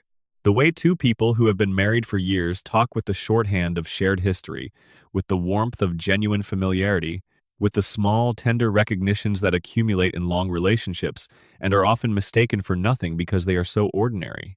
These scenes are small. They are not the episode's climaxes. They are afterthoughts, structurally a minute or two of downtime before the credits roll. But they are doing enormous work. They are the evidence of the relationship, the proof that whatever chaos the episode has put this marriage through, the thing underneath is still real, still warm, still the foundation that the show is built on. The early show trusted the relationship between Peter and Lois. It believed the marriage was worth depicting not as a punchline, not as an obstacle, but as the central fact of both characters' lives, the thing around which everything else was organized. And it showed the marriage in those small, quiet ending scenes, with a fidelity that is easy to underestimate. By the later seasons, those scenes had largely disappeared. The episodes end with jokes, or with the reset of the status quo, or with a cutaway, or with the sort of narrative closure that ties up the plot without touching anything emotional. The marriage is still there, nominally, but the evidence of it, the small, specific, private moments that made it feel real, had been quietly removed. And without those moments, Lois is not a wife. She is a plot device labeled wife, and Peter is not a husband. He is a plot device labeled husband. And the show has lost, in the removal of those quiet endings, something that was structural to its identity, the sense that at the center of all the chaos and the cutaways and the shock humor, there were two people who genuinely loved each other. The later seasons have made occasional efforts to recover Lois's complexity. There are episodes in the mid to late run of the show that give her more to do, that treat her desires and frustrations as the proper subject of a story rather than as context for Peter's story. Some of these episodes are quite good. Some of them recover, briefly, the quality of the early Lois, the sense of a woman who has made a specific life and thinks about it specifically, who is not simply a collection of reactions to the man she married. But these episodes are individual. They do not constitute a sustained restoration. They are islands in a sea of episodes that have accepted the reduction of Lois as permanent, as the default, as the natural settled form of the character after all these seasons. Lois Griffin was one of the most interesting wives on animated television. She was interesting not in spite of being a wife, but through being a wife, through the specific ways that role intersected with the other things she was, through the specific tensions between the life she chose and the life she might have chosen differently, through the specific texture of a woman navigating a loud, imperfect household while trying to remain herself. The show stopped being interested in that navigation a long time ago. It kept the household and kept the label of wife and lost the woman. She is still there in the early episodes. Still making dinner, still playing piano, still managing Peter's disasters with the weary competence of someone who has accepted that managing his disasters is simply one of the things she does. Still sitting in the car on the way home from whatever catastrophe he has caused, looking out the window, thinking something that the show might once have shown us and eventually chose not to show us anymore. What she is thinking on that drive home, what is actually going through her mind, what she sees when she looks at her life from the inside, was once the show's most interesting, quiet question. Now the car just drives off screen, and the question goes unanswered, and the episode ends. Section 7. Cleveland Brown, the friend who was exiled and replaced. There is a bar in a small Rhode Island neighborhood called the Drunken Clam. It is the kind of bar that exists in every neighborhood, in every city in the country, a particular and important kind of place. Not a destination bar, not a bar you put on a map for visitors, but a bar that is part of the fabric of a specific group of people's lives, the place where they go after work, where they go when things are good and when things are bad, where the stool they always sit in is theirs in all the ways that matter, even though nobody has put their name on it. Peter Griffin sits at that bar with his three closest friends, Joe, Quagmire, and Cleveland. And of the three, Cleveland Brown is the one whose erasure from the show, its gradual, then sudden, then extended nature tells us the most about how the show managed its ensemble over the years. Cleveland Brown arrived in the pilot episode as Peter's most measured friend. Where Joe was the tough cop and Quagmire was the sex-obsessed rogue, Cleveland was something quieter and more specific, the calm one, the thoughtful one, the man in the group who could sit with a situation for a moment before responding, whose reactions were measured in ways that Peter's and Quagmire's never were. He had a particular quality of stillness in early scenes, a patience that read as character, as the specific patience of someone who has chosen to inhabit his life without rushing it. He also had a running joke that, in the early seasons, was deployed with admirable restraint. Cleveland's calm delivery in the face of surprising or shocking information, his tendency to respond to events that would produce explosive reactions from other characters with a slow nod and a quiet affirmative was funny, precisely because it was rare. The timing of those moments mattered. The restraint was doing work. Cleveland's domestic life was present from the early seasons. He was married to a woman named Loretta, and their marriage troubled, complicated, eventually ending in divorce. When Loretta Had an Affair was one of the show's more earnest attempts to give a supporting character a genuine storyline with emotional weight. The arc of Cleveland and Loretta's marriage, played out across multiple seasons, treated their relationship as something real and worth attending to. When the marriage ended, it ended badly, and the badness was not played purely for comedy. There was genuine unhappiness in the scenes between them near the end, a specific sadness that the show usually avoided. This is the Cleveland who mattered. The Cleveland who had a full life behind the barstool, a son, Cleve Jr., a marriage that fell apart in specific and recognizable ways, a history that the show was gradually building. A man with enough texture that you could imagine him existing when the camera was not on him, living the ordinary life of an ordinary man in an ordinary neighborhood, the kind of life that television is usually too impatient to honor.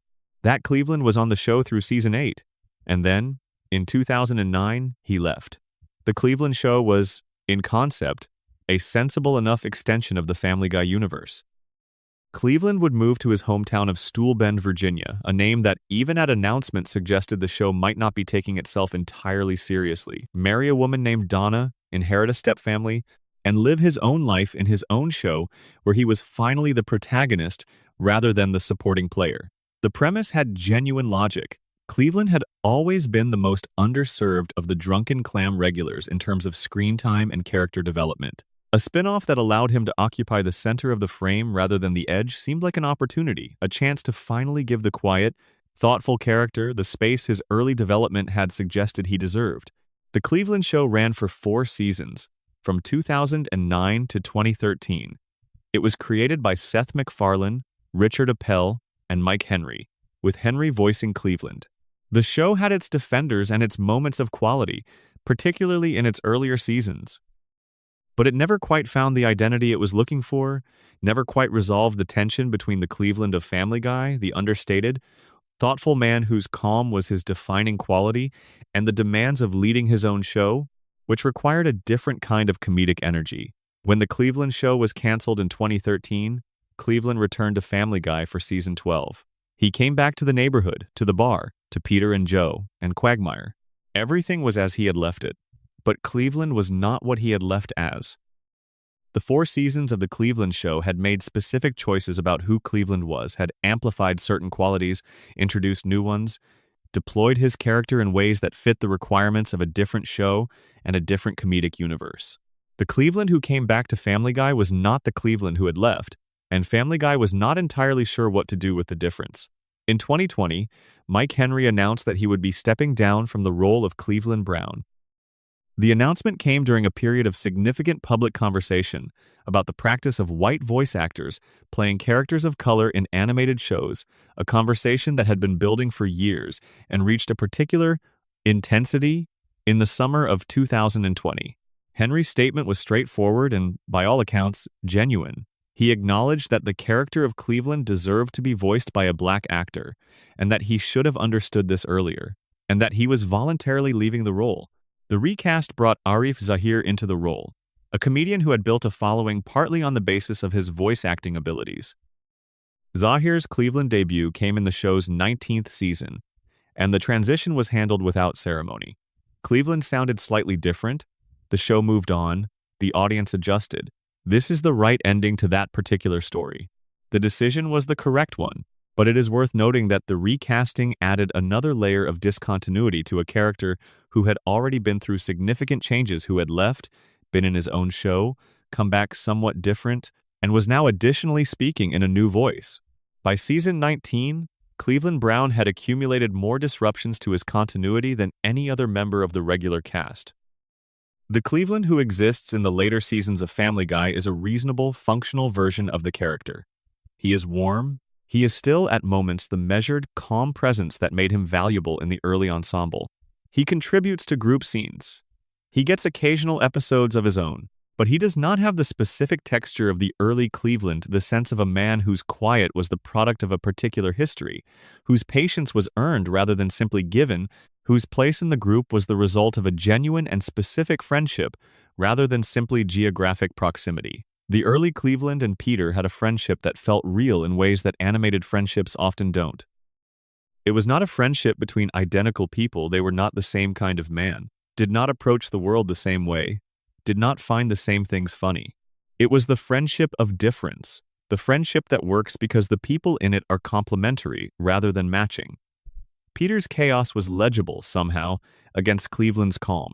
Cleveland's measured responses made Peter funnier, not by undercutting him, but by providing the stable ground against which Peter's instability could register as comedy rather than simply noise.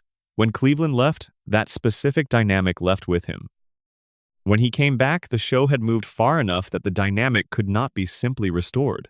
The ensemble had reorganized itself around different principles, different comedic rhythms. Cleveland came back to a bar that had continued without him for 4 years and had settled into new configurations. And the show never quite fully reintegrated him, never quite returned him to the specific function he had served in the early ensemble. He is present in the later seasons, he sits at the bar, he contributes, he is not gone. But the Cleveland who mattered, the specific, textured, quietly dignified man of the early show, the thoughtful one, the patient one, the one whose calm made everything around him funnier, that Cleveland was gone long before the voice changed. He went away to his own show to be the protagonist. And what came back was something close to him, but not exactly him, and the show that received him back was no longer quite the show he'd left, and the gap between who he was and what the show needed him to be never fully closed. Cleveland Brown deserved better than to be the friend who got exported so the main cast could run out their arcs without him. He deserved the character development the early seasons promised, a full life, a genuine arc, the specific dignity of a man whose qualities were worth attending to. He deserved, in the end, to be the show's most interesting character, rather than its most easily displaced one. That is not what happened, but on the quiet nights, watching the early seasons play out, you can see the character who was almost fully realized. The man at the end of the bar, holding his drink, watching the room with those steady eyes, thinking something that the show, in those early episodes, almost managed to capture. Almost. Section 8. Joe Swanson from Respected Hero to Punchline. There is a first episode for Joe Swanson, and it is worth watching if you have not seen it recently, because it tells you everything you need to know about both who Joe was and what the show later decided to do with him. The episode is called A Hero Sits Next Door. It aired in the show's first season in 1999. And the premise is elegant in the way that early Family Guy premises often were. Peter is afraid of being overshadowed by his new neighbor, a police officer who is charismatic and physically impressive and universally admired, and whose wheelchair, the result of an injury sustained while pursuing a criminal, makes him, if anything, more impressive to the people around him rather than less. The wheelchair is crucial to the episode's construction.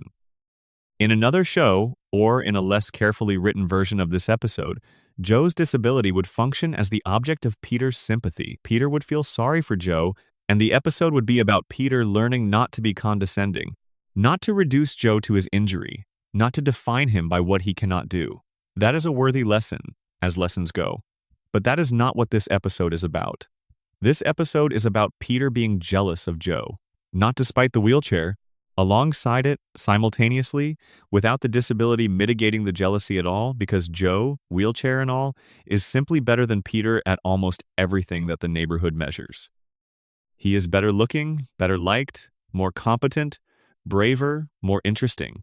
Peter's inadequacy in comparison to Joe is total, and the comedy of the episode comes from the specific humiliation of a man discovering that his new neighbor is superior to him in every dimension. This is a remarkable way to introduce a disabled character.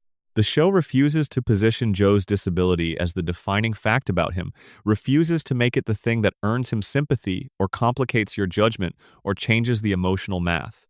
Joe is just better than Peter. The wheelchair is part of who Joe is, part of his history, but it does not reduce him, and the show knows it does not reduce him, and the comedy depends on that knowledge being shared between the show and the audience. That is an extraordinarily thoughtful piece of characterization. It is also, given what happens to Joe in the later seasons, an extraordinarily painful contrast. Joe Swanson's trajectory over the show's run is one of the most complete and dispiriting reversals in the ensemble. The man who was introduced as the figure everyone admired becomes, by the middle seasons, the figure everyone mocks. The dignity that was his defining quality in the early show becomes, somehow, the property that the later show most aggressively undermines. The mechanism of this reversal is worth examining, because it does not happen through a single dramatic turning point. Joe does not have an arc in the way that Brian or Stewie do a clear before and after, a specific decision that changed the character's direction. Instead, Joe's decline happens through accumulation, through the gradual selection, over many episodes, of the least interesting ways to write him. In the early seasons, Joe's disability is part of his characterization but not the whole of it. He is a police officer, which means he has competence and authority and the specific confidence of someone who is good at his job. He has a wife, Bonnie, and a marriage that in the early seasons has real warmth. He has opinions and humor and the particular dignity of a man who has been through something difficult and come out the other side with his fundamental self intact. He is present in group scenes as a genuine voice, not just a body, someone whose perspective shapes conversations rather than simply populating a frame. The middle seasons begin narrowing Joe systematically. His police work becomes less prominent. He appears more often as a fixture of the bar than as a working officer. His marriage to Bonnie becomes increasingly troubled, with the troubles played in ways that lean on Joe's disability as their source and substance, the implication creeping in that Bonnie's dissatisfaction with her marriage is somehow connected to her husband's wheelchair, a deeply problematic implication that the show handles with considerably less care than the first episode suggested it was capable of, and the physical comedy involving Joe's disability begins to accumulate. What was, in the first season, essentially absent the show's refusal to use Joe's wheelchair as a setup for jokes, slowly becomes a regular feature. Joe's disability becomes a source of physical comedy in ways that the character's original construction had specifically declined to pursue. The friendship dynamics are where the degradation is most visible and most painful. Early Joe and Peter have a specific relationship that is not simply the friendship of proximity. They are not friends because they happen to live next door and have nothing better to do. They are friends because they like each other, because Peter's chaos and Joe's steadiness create a productive friction, Because Joe is one of the few people in Peter's life who genuinely respects him and whom Peter, correspondingly, genuinely respects in return. There is a mutuality in the early relationship that matters. Neither man is simply using the other as an audience or a prop. They have a friendship. The later seasons erode the mutuality. Peter's treatment of Joe slides from affectionate ribbing the specific comedy of two men who know each other well enough to push without being cruel towards something that has less warmth behind it. Joe becomes one of the people Peter treats as a collection of vulnerabilities rather than a person. The wheelchair, the troubled marriage, the professional frustrations, all of these become material for comedy that is directed at Joe rather than shared with him. Comedy that positions Joe as an object of the joke rather than a subject of the story. Quagmire participates in this too, and so, eventually, does Cleveland. The group dynamic shifts from four men who are genuinely friends who have each other's backs, who would do for each other in the ways that matter, towards something that feels more like four men who happen to occupy the same space and are, at varying moments, tolerable to each other. The shift is cumulative and contextual. Any single scene between Joe and Peter in the middle seasons might appear warm enough in isolation. But watch the pattern across episodes. Watch how often Joe's dignity is the thing being sacrificed for the sake of a joke. Watch how consistently the comedy involving Joe lands at his expense and the drift becomes visible. Bonnie Swanson's arc runs parallel to Joe's and is equally worth tracing. In the first seasons, Bonnie is a presence without much development. She appears in group scenes, has a friendly relationship with Lois, and is for several seasons notably pregnant. The pregnancy, which runs for an almost geological amount of time before eventually producing a baby, is played as a background joke, a piece of continuity the show maintains with mild amusement. When Bonnie finally has her baby, the show briefly treats it as an opportunity to develop her character. She becomes more active, more present, less entirely defined by her role as Joe's wife. She has opinions and frustrations and an identity that is not purely derivative. But the show's primary use of Bonnie in the middle and later seasons is as a complication for Joe, as evidence of the trouble in his marriage, as the person whose unhappiness reflects back on Joe's inadequacy as a partner. The arc of Bonnie considering, and eventually having, an affair functions primarily as a storyline about Joe's failure to be a satisfying husband, rather than as a storyline about Bonnie's desires and needs and choices. She exists, in these episodes, primarily as a metric of Joe's decline. This is not particularly kind to Bonnie as a character.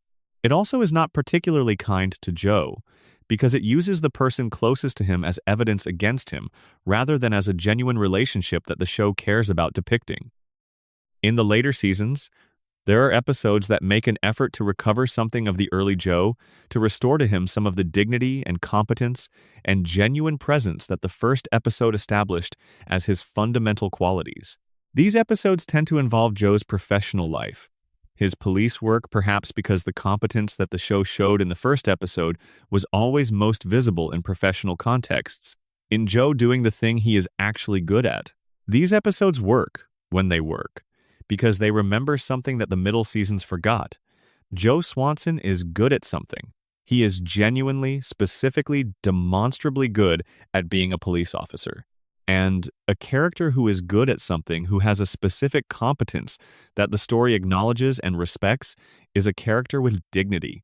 That competence was the foundation of everything interesting about Joe. It was what made his disability meaningful rather than simply functional, because the disability existed in the context of a man who was good at his job despite it, who had found ways to be effective and respected and genuinely capable in a world that had given him significant reason to be otherwise. The dignity was not the absence of difficulty. It was the presence of competence in the face of difficulty. It was Joe continuing to be better than most people at the things that mattered, continuing to earn the respect that the first episode established, continuing to be the person that Peter, in his honest moments, still found himself slightly jealous of. When the show remembered that when it reached back to the quality that made Joe worth watching in the first place, it produced episodes that recovered something real. When it forgot it, it produced episodes that used a disabled character as the recurring butt of a joke that had been running, with variations, for years. Joe Swanson, at his best, was the ensemble's conscience, the character whose presence reminded everyone else, including the audience, that there were standards being upheld. Standards of competence, of decency, of genuine friendship, of the kind of dignity that doesn't depend on circumstances but on character.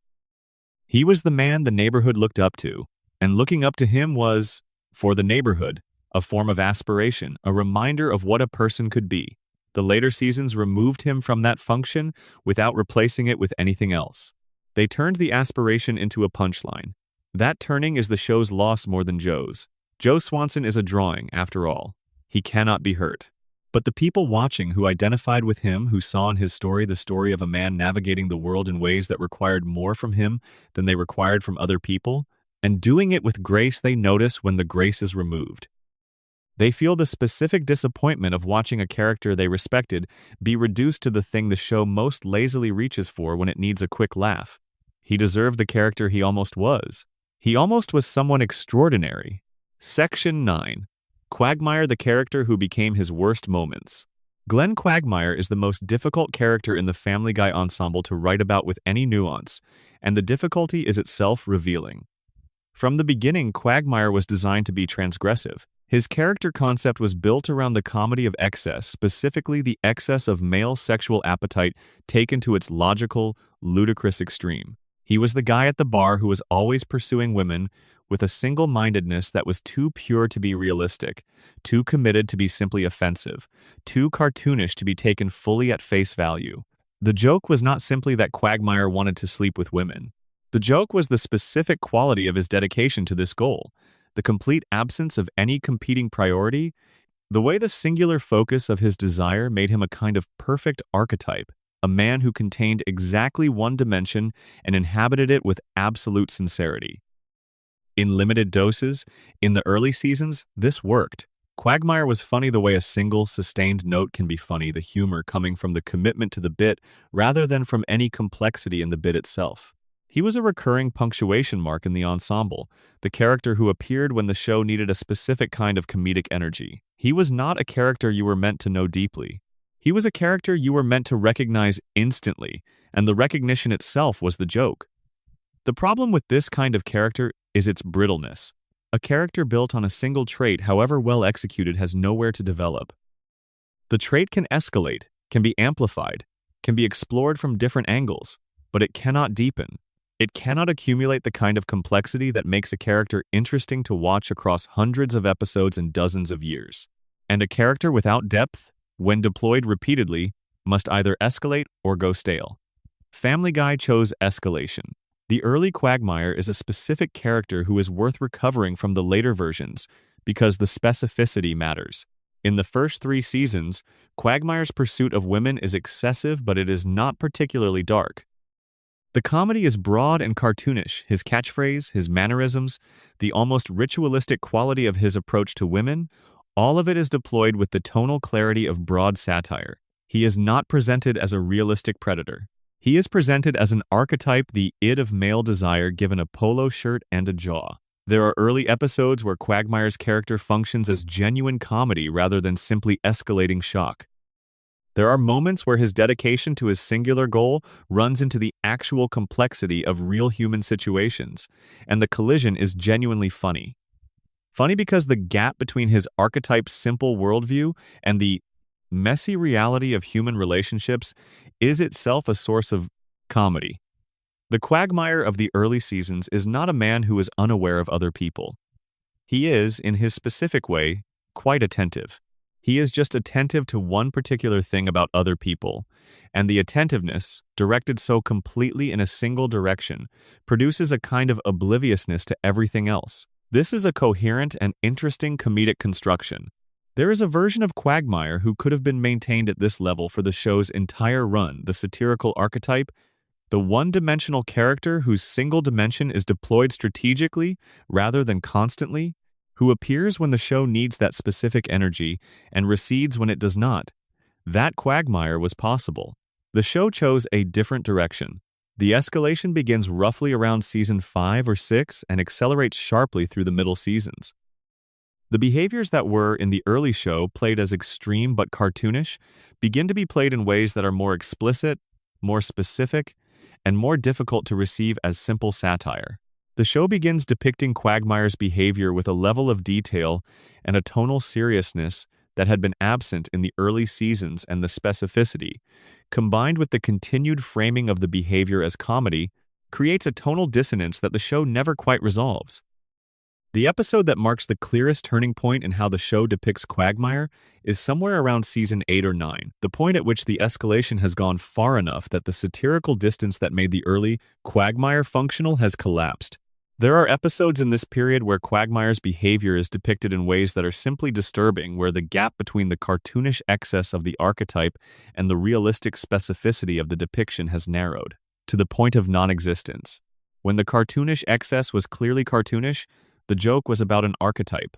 When it becomes specific and detailed, the joke is about an act. And there is an enormous difference between the two. The saving grace of Quagmire's later seasons, the thing that keeps him interesting even as the show struggles with how to deploy him, is the feud with Brian. The scene from season 8 where Quagmire delivers his speech to Brian, the famous, precise, merciless enumeration of everything that is wrong with Brian's self-presentation, is the single best piece of Quagmire writing in the show's run, and possibly among the best pieces of character writing in the show's entire history. In that speech, Quagmire does something that the show usually reserves for its more overtly literary moments. He acts as a moral mirror. He says, clearly and without cruelty, but without softening, what Brian actually is, as opposed to what Brian thinks he is. The speech works not just as an indictment of Brian, but as a revelation of Quagmire. To deliver that speech, to have observed Brian with that precision, to have held the observations for long enough to organize them into that kind of clear-eyed assessment, Quagmire must himself be something more than a single-dimensional character. He must have, somewhere beneath the catchphrases and the pursuit of women, a capacity for moral perception, an ability to see through performance to whatever is actually there. This is the most interesting version of Quagmire, the man whose single-mindedness about his own desires coexists, surprisingly, with a clear-eyed understanding of other people's failings. The man who is in many ways a worse person than Brian by conventional standards, and who knows exactly why Brian is not as good a person as Brian thinks he is. That Quagmire is genuinely interesting. He is not the archetype. He is not the satirical one note. He is a complicated man who has made a specific set of choices about his life, and who sees with perfect clarity the complicated men around him. The show visits this version of Quagmire occasionally. When the Brian feud requires it, it does not sustain it. There is something worth saying about Quagmire's function in the ensemble across the show's entire run that touches on a broader question about what the show is doing with its male characters. All four of the Drunken Clam regulars, Peter, Cleveland, Joe, and Quagmire, represent different modes of masculinity. Peter is the enthusiastic but clueless provider, the man who means well and manages badly, the loving fool. Cleveland is the measured, thoughtful, emotionally present man, the one who listens, who waits, who responds from a place of considered feeling rather than reactive impulse. Joe is the competent, dignified man who has earned respect through genuine achievement and maintained it through genuine character. And Quagmire is the id, the man who has identified what he wants and pursues it with a completeness that other men, more complicated or more conflicted, cannot manage. In the early show, these four different modes of masculinity exist in productive tension. The comedy comes partly from their differences, from the ways they talk to each other, across the gap of their different approaches to the world. The bar scenes in the early seasons work because these are not four identical men. They are four men who are genuinely different from each other, and the difference generates friction, and the friction generates comedy. As the show continued, the differences eroded. The characters became more uniform, more interchangeable. Peter's specific modes of cluelessness began to appear in the other characters. Cleveland's specific quality of calm patience faded. Joe's competence was undermined. And Quagmire's specific function, the id, the excess, the satirical archetype, stopped working as satire and became simply a posture. The ensemble lost its texture. The men at the bar began to feel less like a specific group of specific men and more like a collection of bodies warming the same stools. Quagmire, at his most interesting, was the show's most honest character. Not honest in the sense of being a good person, he was not, in many ways, a good person at all, but honest in the sense of being exactly what he appeared to be. He was not hiding anything. He was not pretending to be something he wasn't. He was not claiming virtues he didn't have.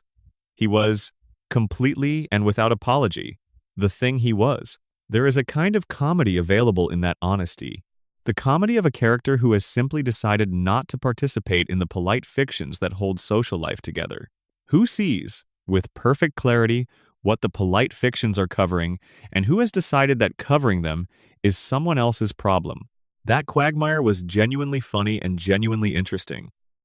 He was also, in the best episodes, genuinely illuminating a character who, simply by being what he was without apology, revealed things about the other characters' complicated relationships to their own desires and self-presentations. The later Quagmire kept the behaviors and lost the illuminating function. He kept the excess and lost the clarity.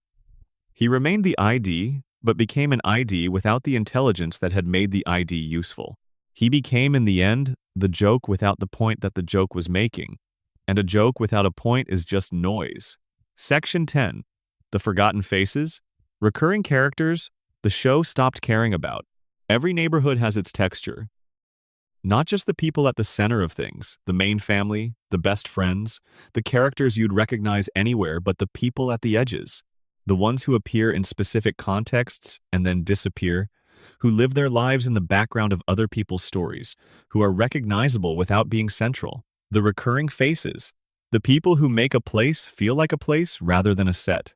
Family Guy had extraordinary texture in its early seasons. The town felt populated. It felt like a world with depth behind the surfaces, like if you wandered off the main street and down a side road and knocked on a door, someone would answer who had their own life going on, their own concerns, their own history. That texture came from the supporting cast.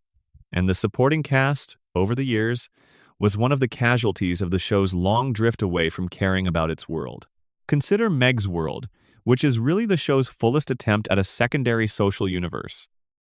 James Woods Regional High School, named after the actor James Woods, who appeared in several episodes and whose celebrity cameo status the show milked with genuine creativity, was a genuinely funny comedic construction. It was populated with specific, recognizable types that were deployed with enough care to feel like real people rather than simply placeholders. Connie DeMico was the most developed of Meg's school world antagonists.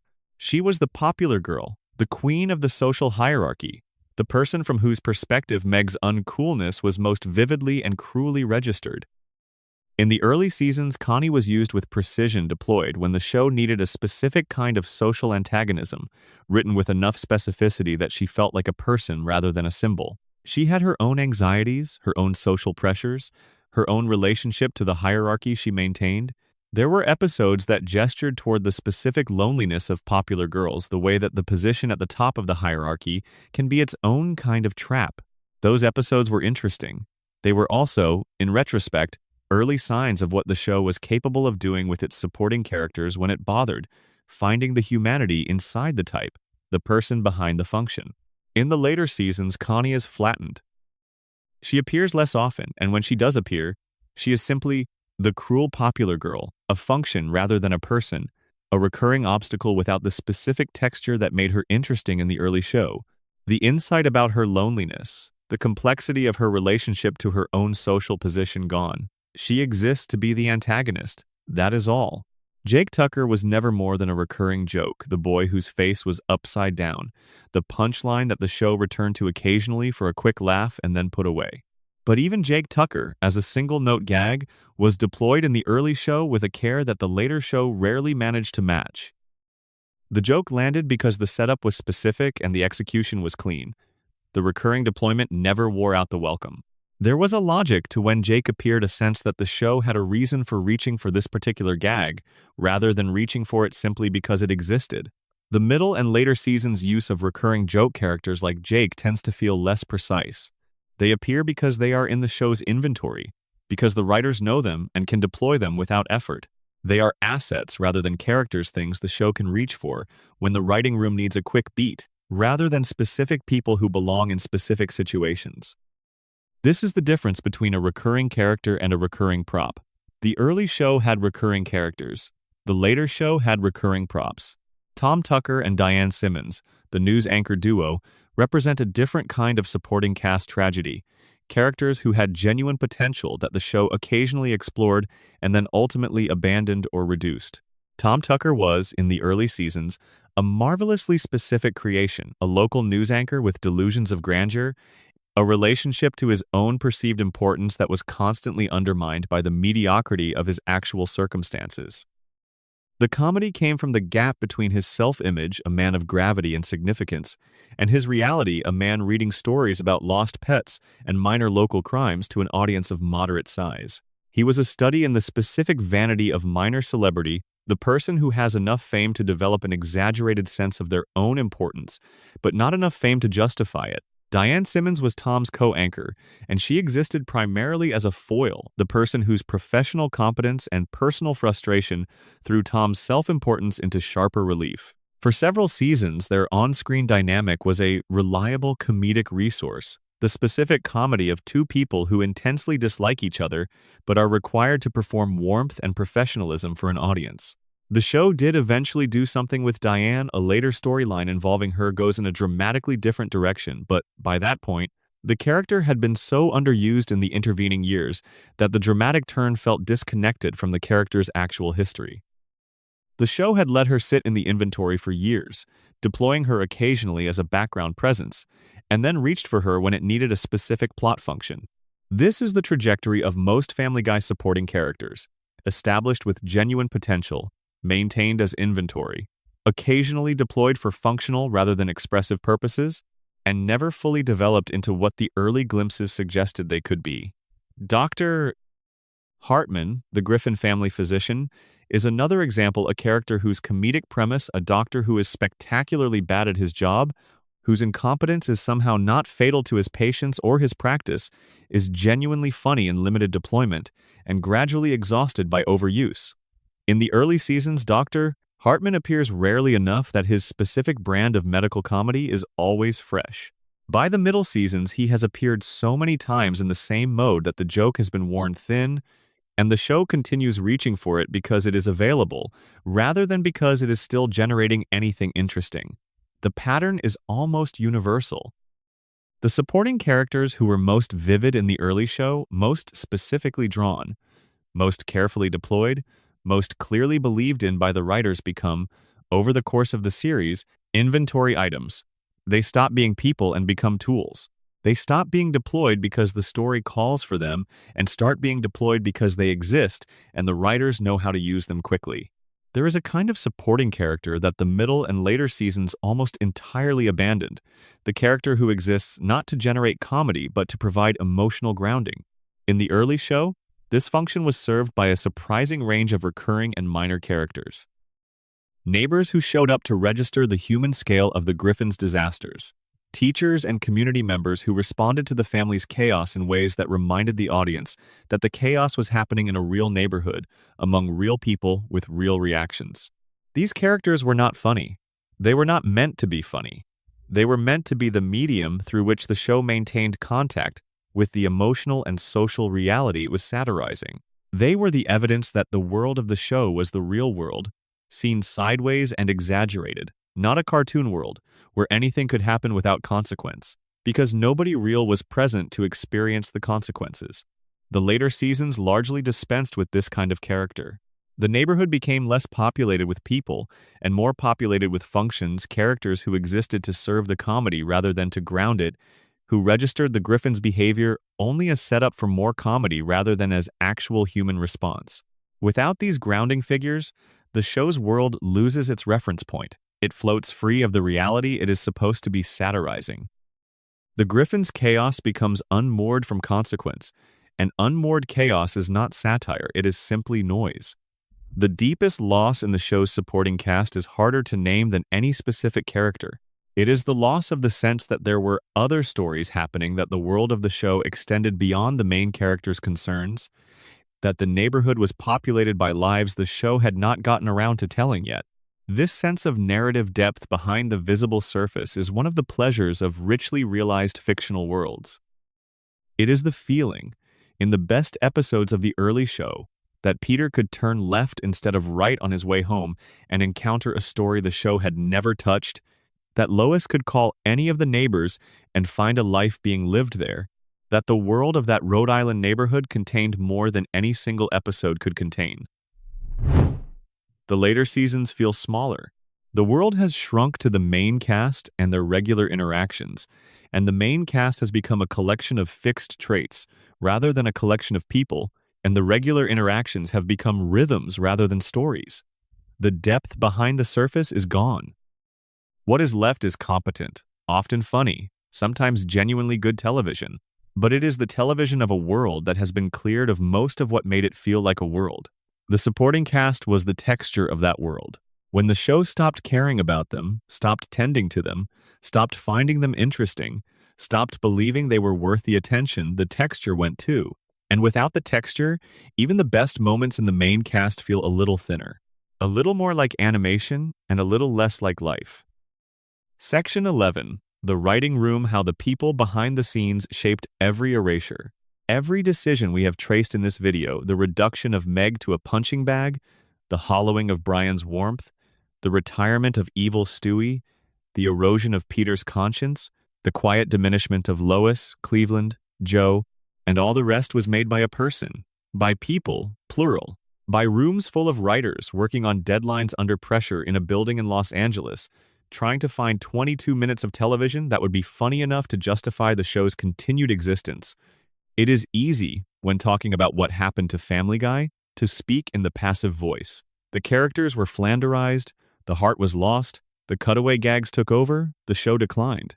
But passive voice is a kind of dishonesty, a way of describing consequences without naming causes, of acknowledging that something happened without confronting who made it happen. Something happened to Family Guy. Specific people made specific decisions. And understanding those decisions, understanding the context in which they were made, the pressures under which they were made, the specific history of the show's creative leadership is the only way to understand the decline as something other than an inevitable consequence of time. Seth MacFarlane's involvement with Family Guy from the beginning was total and specific. He did not simply create the show, he inhabited it in a way that very few creators inhabit their creations. He voiced 4 principal characters: Peter, Brian, Stewie, and Quagmire. He was a principal writer. He was an executive producer. He supervised the animation. He was, in the most direct sense, the primary filter through which every creative decision passed before becoming part of the show. This level of involvement is not typical. It is not the norm even for showrunners and creators who are deeply committed to their shows. It is the level of involvement that produces shows of a specific kind, shows that have a coherent, distinctive, personal vision, a consistent point of view, a recognizable voice that runs through everything from the biggest story decisions to the smallest line readings. The early Family Guy has this quality. Watch the first 3 seasons with MacFarlane's level of involvement in mind, and you can feel the coherence, the sense of a single sensibility making choices, the specific flavor of the humor, the specific quality of the warmth, the specific balance between the dark and the heartfelt. It is not a perfect show, even then, but it is, unmistakably, a show with a point of view, a show that knows what it is. That point of view was MacFarlane's. And as MacFarlane's involvement decreased, the point of view diffused. The history of the show's creative leadership is worth examining in some detail, because it explains the timing of many of the changes we have traced. The original writing staff, the team that produced the first 3 seasons, was assembled by MacFarlane and included writers who shared his specific sensibility: Chris Sheridan, Danny Smith, Gary Janetti, Neil Goldman and Garrett Donovan, Matt Weitzman, and Mike Barker, among others.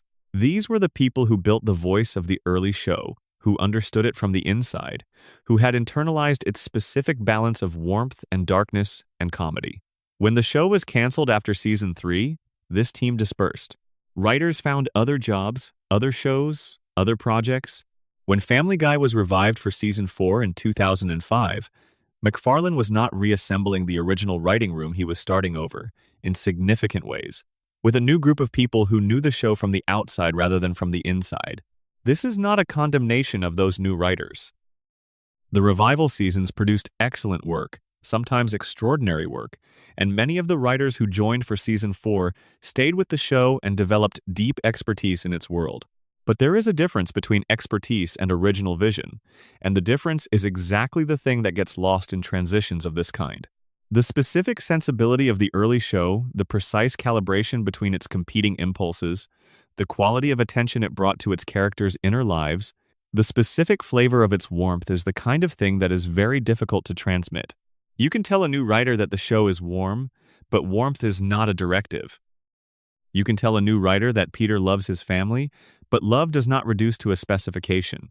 The qualities that made the early show what it was are the qualities that are most resistant to documentation, most difficult to pass along, most easily lost in transition. Around 2011, MacFarlane made the decision that would most significantly affect the show's trajectory. He stepped back from active creative involvement in the day-to-day production. The transition was not announced publicly. It happened through the gradual redistribution of responsibilities. MacFarlane continued to voice his characters, continued to receive executive producer credit, continued to be associated with the show in name and brand. But the writing decisions, the story choices, the creative oversight, all of this was handed to the showrunners, Rich Appel and Alex Sulkin, who shared showrunning duties across various periods of the show's middle and later run. This transition coincides, with almost uncomfortable precision, with the steepest portion of the show's qualitative decline. The character changes that were gradual and relatively contained in seasons 4 through 7 became more extreme in seasons 8 through 12. The treatment of Meg escalated sharply. Brian's qualities became increasingly unpleasant. Peter's conscience continued to erode. The warmth that had survived the first revival began to drain away in earnest. The correlation does not prove causation with perfect cleanness. There were other factors at work, including the natural difficulty of maintaining quality across more than a decade of production, the changing tastes of the audience, the impact of the 2007 to 2008 Writers Guild of America strike on the show's creative momentum. But the correlation is real, and the explanation it suggests is intuitive. MacFarlane was the quality control. He was the filter. He was the person who could look at a story decision and say, "That is not us," whose understanding of what the show was ran deep enough to identify when it was drifting away from itself. Without that filter, the drift accelerated. The 2007 to 2008 Writers Guild of America strike deserves its own consideration, because its impact on Family Guy is more complex than simply being a disruption. MacFarlane was a prominent supporter of the Guild during the strike. He was visible on the picket lines, and he was clear about where his sympathies lay. When Fox, over his explicit objections, aired episodes that had already been completed before the strike began, the relationship between MacFarlane and the network was damaged in ways that went beyond the immediate disagreement. The airing of those episodes against his wishes was a signal about the relative power dynamics between the show's creator and the network that owned its broadcast rights. A signal that MacFarlane registered and that contributed to his long-simmering frustration with the Fox relationship. This frustration would eventually become the backdrop for his 2020 deal with NBC Universal, the deal that moved his production company out of the Fox ecosystem and established him, professionally and creatively, as someone building his future elsewhere. Family Guy, by that point, was the primary thread tying him to a network he had publicly described as analogous to a marriage he knew wasn't working anymore. A creator who no longer wants to be associated with the network his show airs on is a creator who has emotionally distanced himself from the show. And emotional distance from a creative project produces a very specific kind of change in the project. Not dramatic, not sudden, but pervasive. The specific quality of care that comes from someone who is genuinely invested begins to thin. The choices that only get made when someone is paying close attention stop being made. The show continues, but it continues as a machine rather than as an expression. The 2023 Writers Guild of America strike brought another disruption, and MacFarlane's behavior during it was consistent with his established pattern. He supported the writers, stood on the picket lines, made clear that he would not produce content while the strike was ongoing. The strike lasted from May to November of 2023, shutting down production across the industry for nearly 6 months. Family Guy's production was affected, as it was affected by the 2007 to 2008 strike. Schedules shifted. The creative rhythm was broken. Writers who had been in mid-development on storylines had to step away and come back months later. These disruptions matter cumulatively. A show can absorb one strike, one creative interruption, one period of disconnection, and come back reasonably intact. A show that absorbs these disruptions repeatedly, that has its rhythm broken at multiple points across a multi-decade run, accumulates a kind of institutional fragility that is difficult to recover from. Each disruption scatters the people who hold the show's creative memory. Each return requires rebuilding from a slightly different configuration, with slightly different people, and each rebuilding produces a slightly different show. The compounding of these small differences across many years produces, eventually, a very large difference. In April 2025, Family Guy was renewed for 4 additional seasons, seasons 24 through 27, in what was described as a major deal with Disney, which had acquired much of the Fox Entertainment catalog through its 2019 purchase. The renewal would carry the show through the 2028 to 2029 television season, which would coincide with its 30th anniversary. Each of these 4 additional seasons would consist of 15 episodes.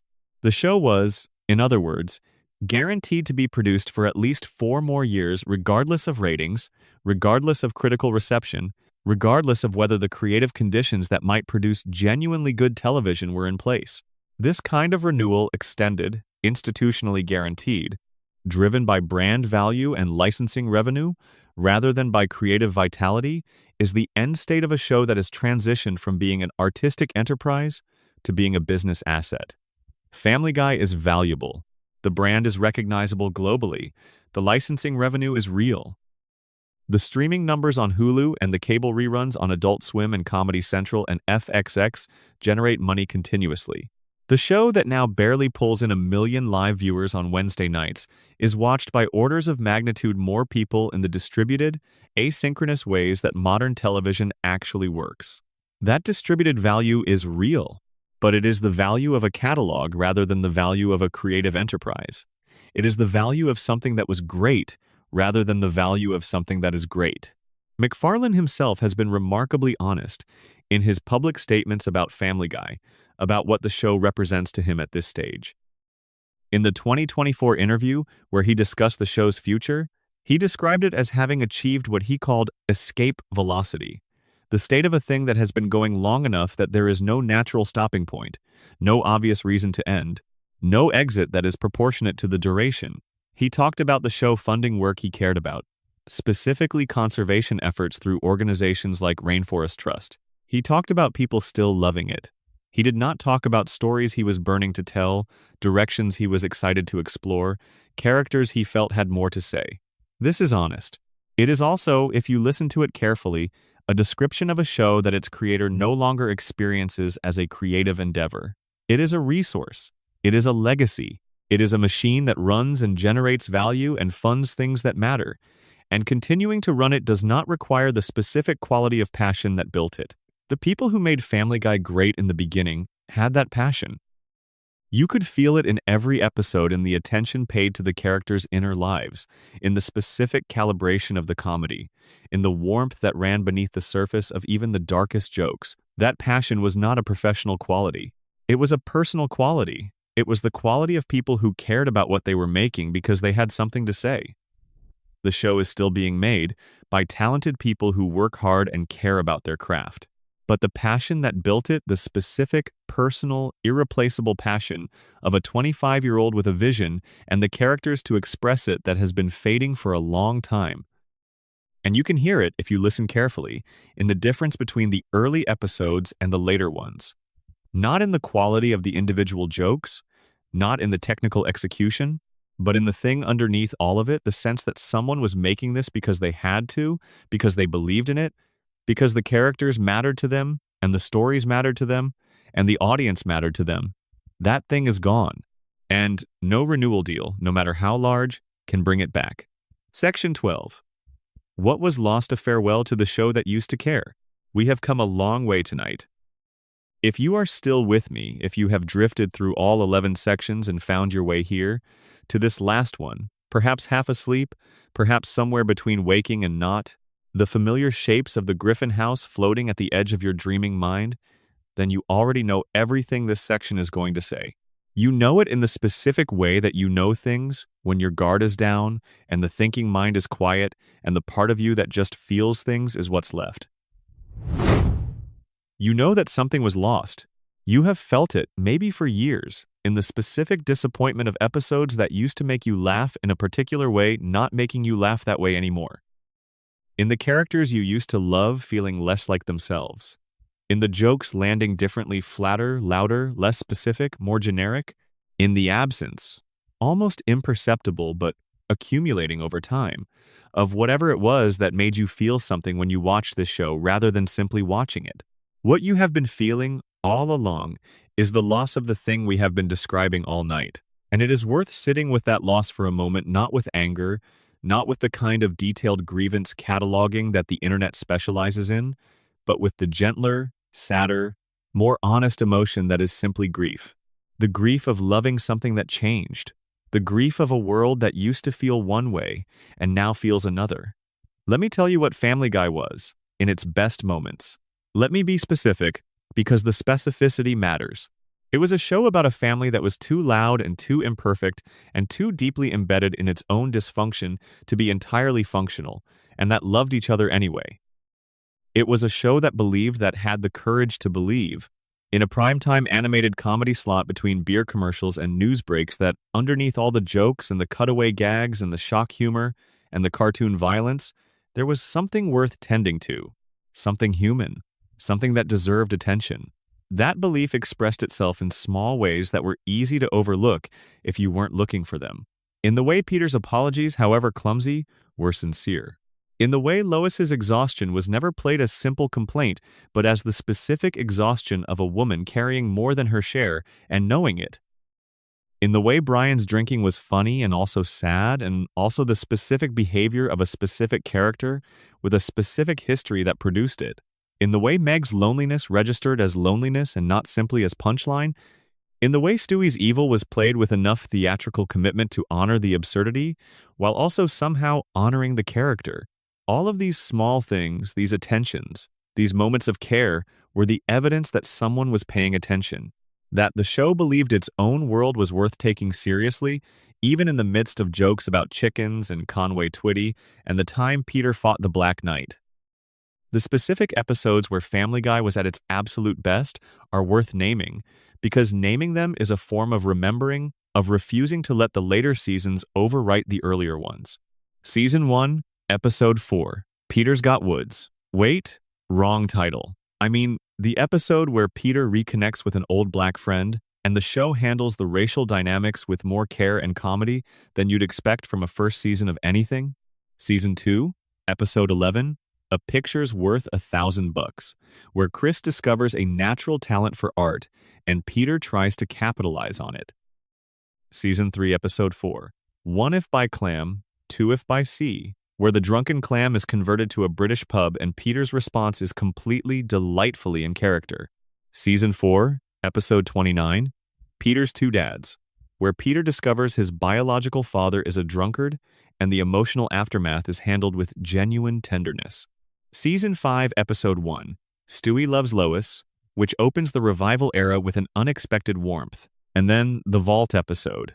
Season 8, Episode 17, Brian and Stewie.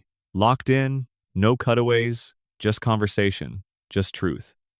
These episodes are not the same as each other. They are not even the same kind of good.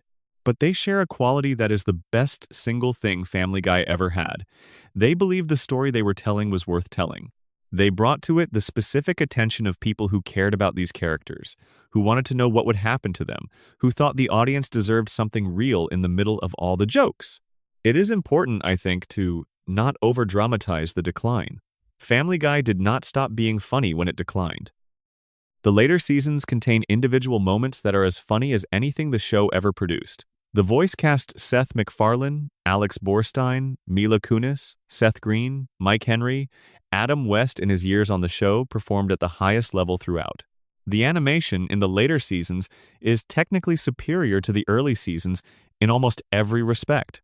The production values are real, and there are individual episodes scattered through the middle and later run that are genuinely excellent, that reach back to the quality of the early show and find it, that remember who these characters are at their best and write them accordingly. Brian and Stewie is not an outlier in this respect. There are others. The decline is not total. It is not a catastrophe. It is something more subtle and in many ways more painful than a catastrophe. It is the loss of consistency, the loss of the confidence that whatever episode comes next will bring the full version of the show. The early seasons had that confidence. You could watch any episode from the first 3 seasons and trust that it would deliver the specific quality that made Family Guy great. The later seasons do not have it. Any given episode might be great. Any given episode might be a coasting, going through the motions exercise in brand maintenance. You do not know until you watch it, and the uncertainty is itself a form of loss. The show's ratings tell part of the story. A series that debuted to 22 million viewers in 1999 was drawing fewer than 1 million viewers by its 23rd season. The move from Sunday night, the crown jewel of Fox's animation lineup, to Wednesday night in 2023 was a network-level acknowledgement that the show was no longer a centerpiece but a supporting piece, a fill-in, a product that needed to be aired somewhere, and Wednesday would do. In 2009, the show was nominated for a Primetime Emmy Award for Outstanding Comedy Series, the first animated show to receive that nomination since The Flintstones in 1961. Not The Simpsons. Not South Park. Family Guy. In 2009, the Television Academy believed that this show was doing something worth recognizing among the very best comedy on television. From that nomination to a Wednesday night slot and fewer than 1 million viewers is a long journey. It is the journey this video has traced. The question worth asking, as we come to the end, is, does it have to be this way? And the answer, and this is the most important thing I want to leave you with tonight, is no, it does not. The decline of Family Guy was not inevitable. It was not the natural consequence of time or the inescapable fate of any show that runs long enough. American Dad is the evidence for this. Created by the same man, launched in the same year, aired on the same network, American Dad has run for roughly the same number of seasons and has not declined in the way Family Guy declined. It has maintained the quality of its character writing. It has developed its ensemble rather than reducing it. It has found, decade after decade, new things to say with characters who remain, at their core, recognizable as the people they were in the beginning. The difference between the two shows is the difference between choices made carefully and choices made carelessly. Between a writing room that protected its characters and a writing room that spent them. Between a show that believed its world was worth tending and a show that eventually decided the tending was too much work. These were choices. They were made by people, and people can choose differently. What does it mean to love a show that changed? I think it means living with two versions of it simultaneously, the version that was and the version that is, holding them both. Not pretending the earlier version didn't exist, and not pretending the later version is the same as the earlier one, but also not refusing to acknowledge that both are real, that both are the same show, that the decline happened to something that was genuinely great and not to something that only seemed great in retrospect. Nostalgia is sometimes dismissed as a kind of sentimentalism, a refusal to accept that things change, a preference for the past simply because it is past. But the love that viewers carry for early Family Guy is not simply nostalgia.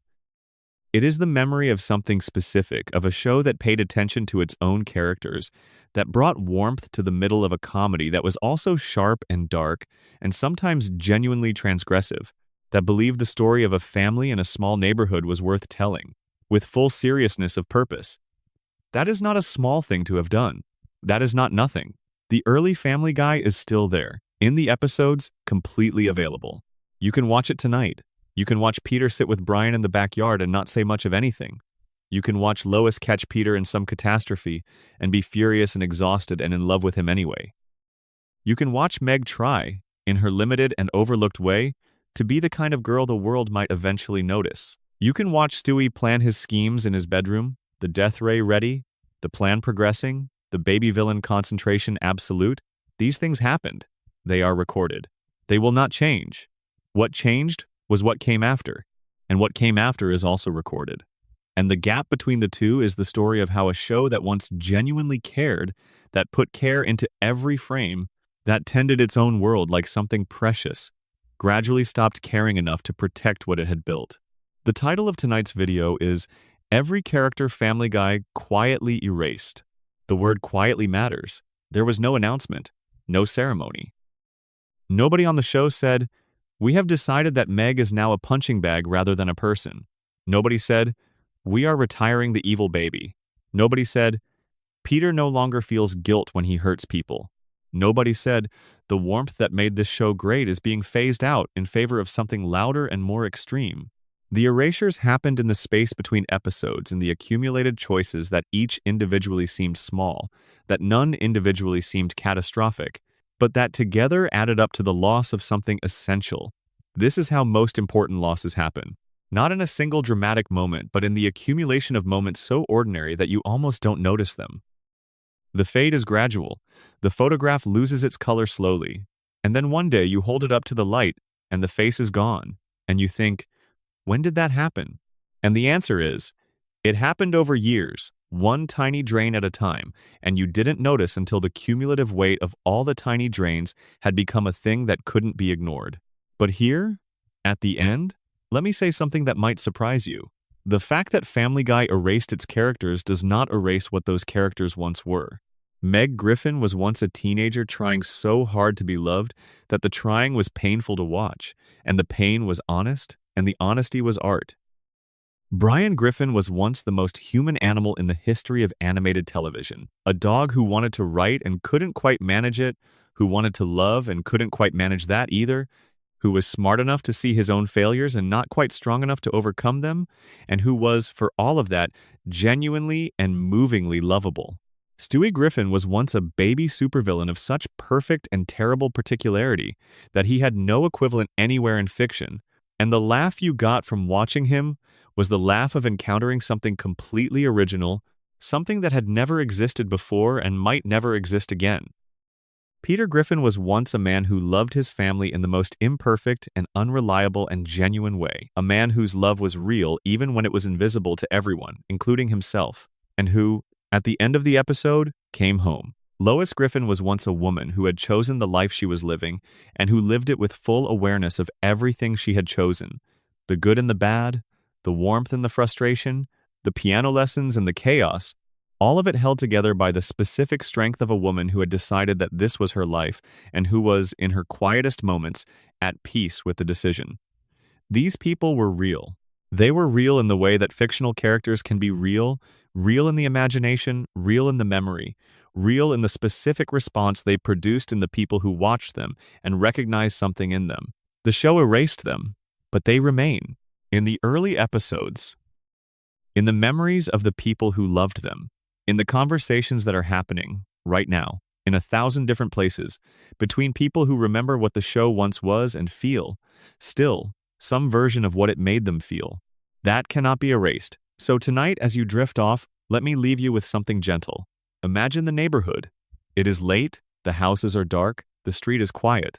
Somewhere, Peter Griffin is asleep, the big, imperfect, genuinely loving man he was before the show forgot that he was that, and Lois is next to him. And she is thinking something the camera is not going to show us, but we can imagine it. We can imagine that it is warm. Down the street in his house, Brian is at the typewriter again. The novel is not going well. It never goes particularly well, but he is writing, which is the thing. He is trying. The martini is beside him, a little too full, because it is early in the night and he is not yet at the point where the trying and the drinking converge. He is just writing. The words are coming. Slowly, imperfectly, in the way that words come when you are being honest rather than clever. He is being honest tonight. In the nursery, Stewie is awake, because Stewie is always awake. The death ray is under the crib. The blueprints for the next scheme are spread across the floor. He is wearing his pajamas and the yellow shirt peeking out beneath them, and he has that expression, the patient, planning, slightly terrifying expression of a man who knows exactly what he is going to do next, and is simply waiting for the right moment. And Meg is in her room, at her desk, writing something. Maybe in a journal, maybe something she'll throw away, maybe something she'll keep, something that might eventually matter, something that the show never got around to showing us, but that was happening there, in the background, all along. Just a girl writing, just a family, sleeping, just a neighborhood quiet in the dark. That is what we are here for. That is what we have always been here for. Thank you for spending this night with me. Sleep well. If this video helped you rest, or think, or remember something you'd forgotten you loved, please subscribe to the channel and leave a comment. Tell me where you're watching from and what time it is. Tell me which character you miss most. Every comment is read, Every one of them matters, and knowing that you're out there watching makes every one of these videos worth making. See you next time. End of script. Supplement. Meg Griffin, the actress behind the character, and the fan response that changed everything. There is something worth saying about Mila Kunis, the woman who has voiced Meg Griffin since season 2, that rarely comes up in discussions of the character's treatment. Kunis has spoken in interviews about the experience of recording Meg's dialogue as the abuse escalated in the middle seasons. She has described the recording sessions for episodes like Seahorse Seashell Party as genuinely intense, as requiring her to go to emotional places that the work of voicing a cartoon character does not usually demand. She is a talented actress, and the performance of Meg's breakdown in that episode demonstrates that talent unmistakably. You can hear, in the voice performance, someone who has thought carefully about what this moment cost the character, about the specific quality of Meg's distress, the specific sound of someone who has been holding something in for years and can no longer hold it. The question that Kunis's performance raises is this: if the actress voicing Meg understood the character this completely, understood the weight of her experience, understood that there was a real performance available inside the abuse comedy, why did the show not reach more consistently for that performance?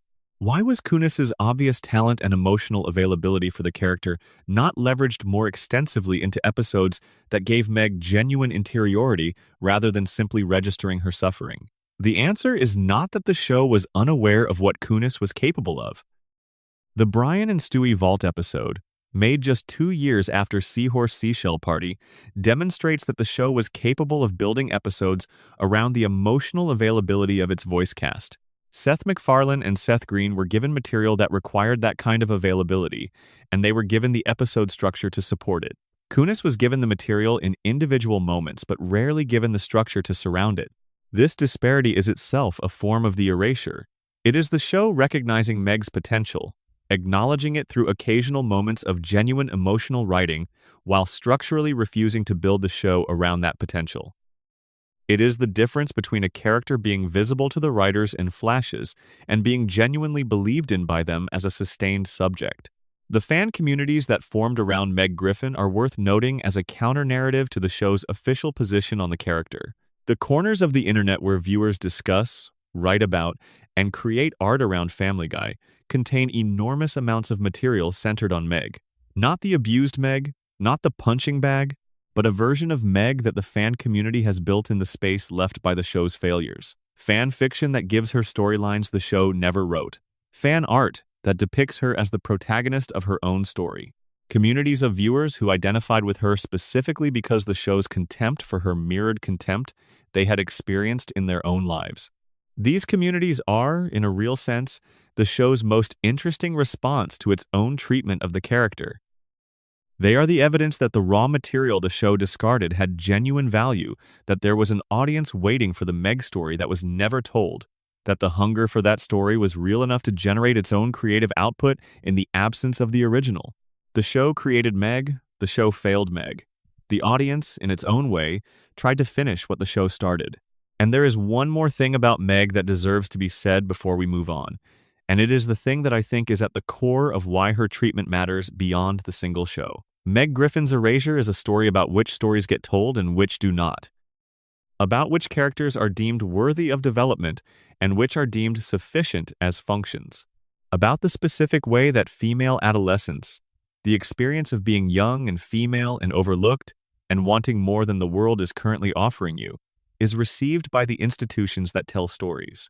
The early show looked at that experience and found it interesting. The middle and later show looked at it and found it useful. Useful as a source of comedy, as a recurring demonstration of a comedic principle, as a stable property of the fictional world that could be reliably deployed for a quick reaction.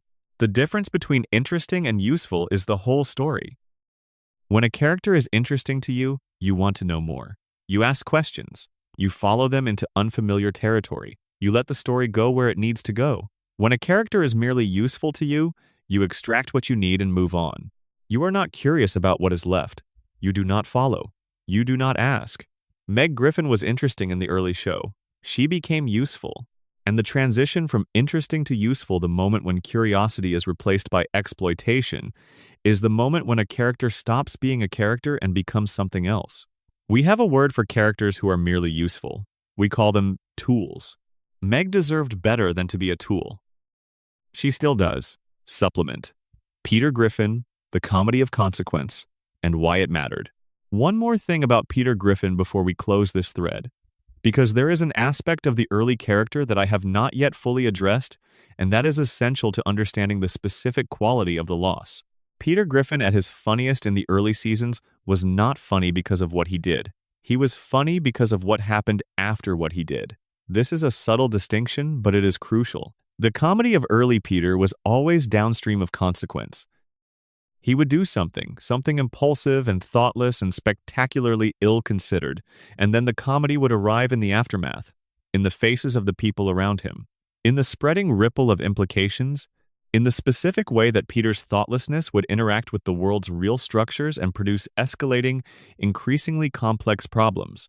This kind of comedy-consequence comedy, you might call it, depends absolutely on the world responding to the character. The comedy is located in the gap between the character's action and the world's reaction. Peter does X, the world does Y. Y is the comedy. And Y requires that the world of the show believes in consequences, takes them seriously, registers them accurately. The early Griffin household was a world that registered Peter's actions. Lois registered them. The children registered them. The neighborhood registered them. And because the consequences were registered because they were real to the people experiencing them, they were also real to the audience.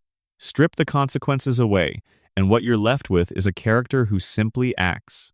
Actions without consequences are spectacle. They can be entertaining spectacle. But they cannot be the same comedy that the early show was doing, because the comedy of the early show was always, at its heart, the comedy of cause and effect. The comedy of a specific action in a specific world producing specific outcomes that none of the parties involved fully anticipated. The later Peter lives in a world that has largely stopped responding to him.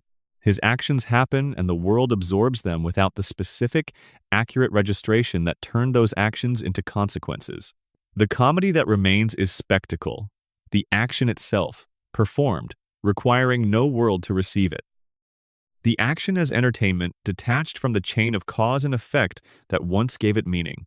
That is a real loss. It is not the loss of a joke. It is the loss of a comedic philosophy, a specific, coherent, carefully constructed way of understanding what makes a human being in a social world funny. The early show had that philosophy. It expressed it in every scene Peter appeared in. It understood that the comedy of a human being is always relational, always located in the space between the person and the world they move through. Always a story about what happens when this specific kind of person encounters these specific kinds of circumstances. When the show forgot that, it did not simply lose a character. It lost its understanding of what the character was for. And without that understanding, Peter Griffin is just a cartoon. He used to be so much more than that. Supplement. Brian Griffin, the character as mirror, and what he reflected. There is one more dimension of Brian's significance that deserves acknowledgement, because it has been implicit throughout this section but never fully stated. Brian Griffin was not simply a character on a television show. He was, for a significant portion of Family Guy's audience, a mirror. A character in whom they saw themselves or saw the person they were afraid they were, or feared they were becoming, or hoped they could still avoid being. The specific combination of qualities that made early Brian who he was, the intelligence, the insecurity, the gap between aspiration and achievement, the drinking, the romantic failures, the specific loneliness of the person who reads too much and talks too well, and somehow still cannot quite manage to live their life correctly. This combination resonated with a specific kind of viewer in a way that is genuinely unusual for an animated comedy. These are the viewers for whom Brian's decline hit hardest, not because they mourned the loss of a funny character, though they mourned that too, but because they mourned the loss of recognition, the specific comfort of seeing yourself in a character, of feeling less alone in your particular configuration of failure, of watching someone else navigate the specific difficulty of being smart enough to know better and weak enough to do it anyway. When Brian became selfish without redeemable qualities, when his pretensions became fraud rather than aspiration, when his romantic failures became predation rather than heartbreak, The mirror broke. The reflection was no longer recognizable. And the viewers who had been using Brian as a way to understand themselves, or to feel less alone in what they were, lost that resource. This is what the best fiction does.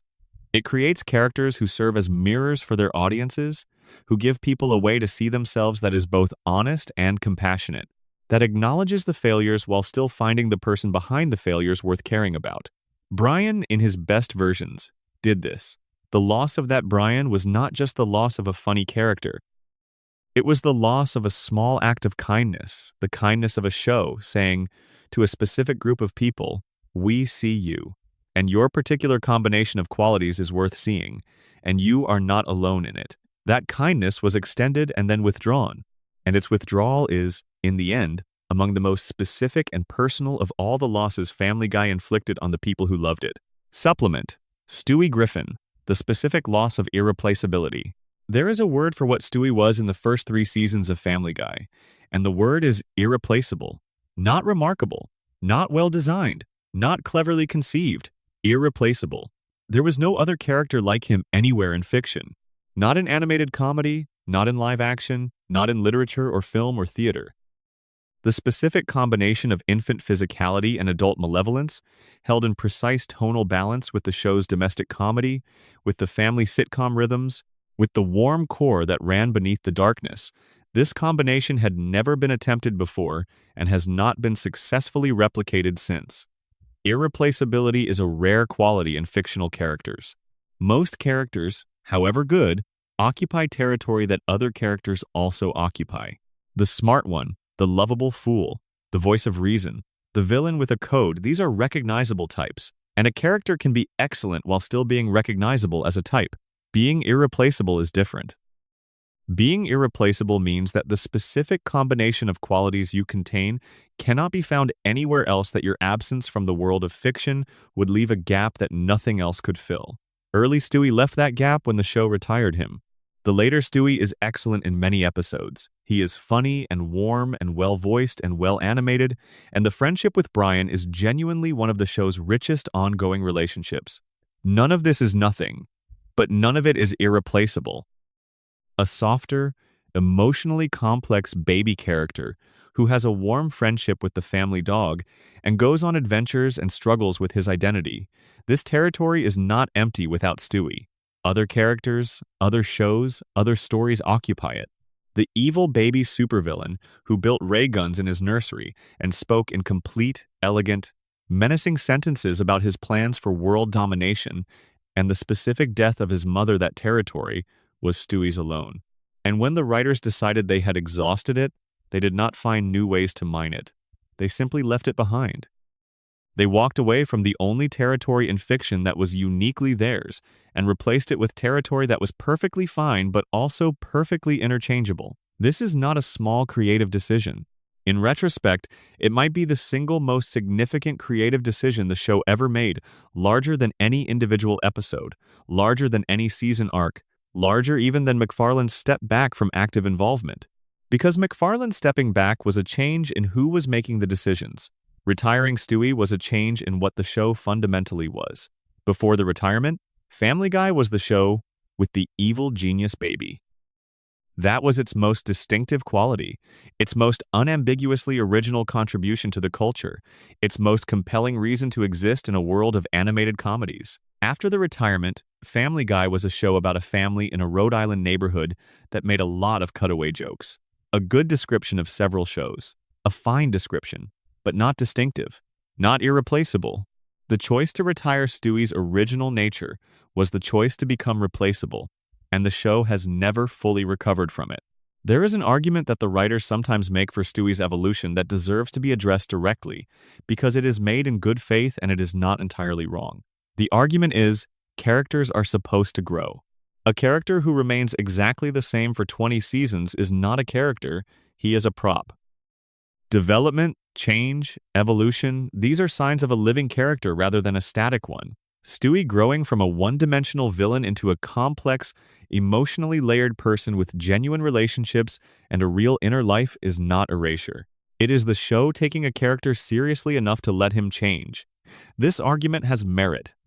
Characters who never change are less interesting than characters who do. The willingness to let a character evolve, to resist the temptation to lock them in their original configuration forever because the original configuration was popular. This is a real and important creative virtue, but the argument proves too much when applied to Stewie. Because the character who replaced the original Stewie is not simply a more developed version of that character. He is a fundamentally different character with the same name and the same visual design. The development erased rather than deepened.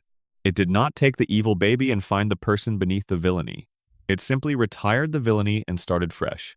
Genuine character development would have taken Stewie's evil seriously, as a character trait would have asked what it means, where it comes from, what it costs him, what it would take to change it, whether change is even something he wants. Genuine development would have built a story around the character's defining qualities rather than substituting them. What happened to Stewie was not development, it was renovation.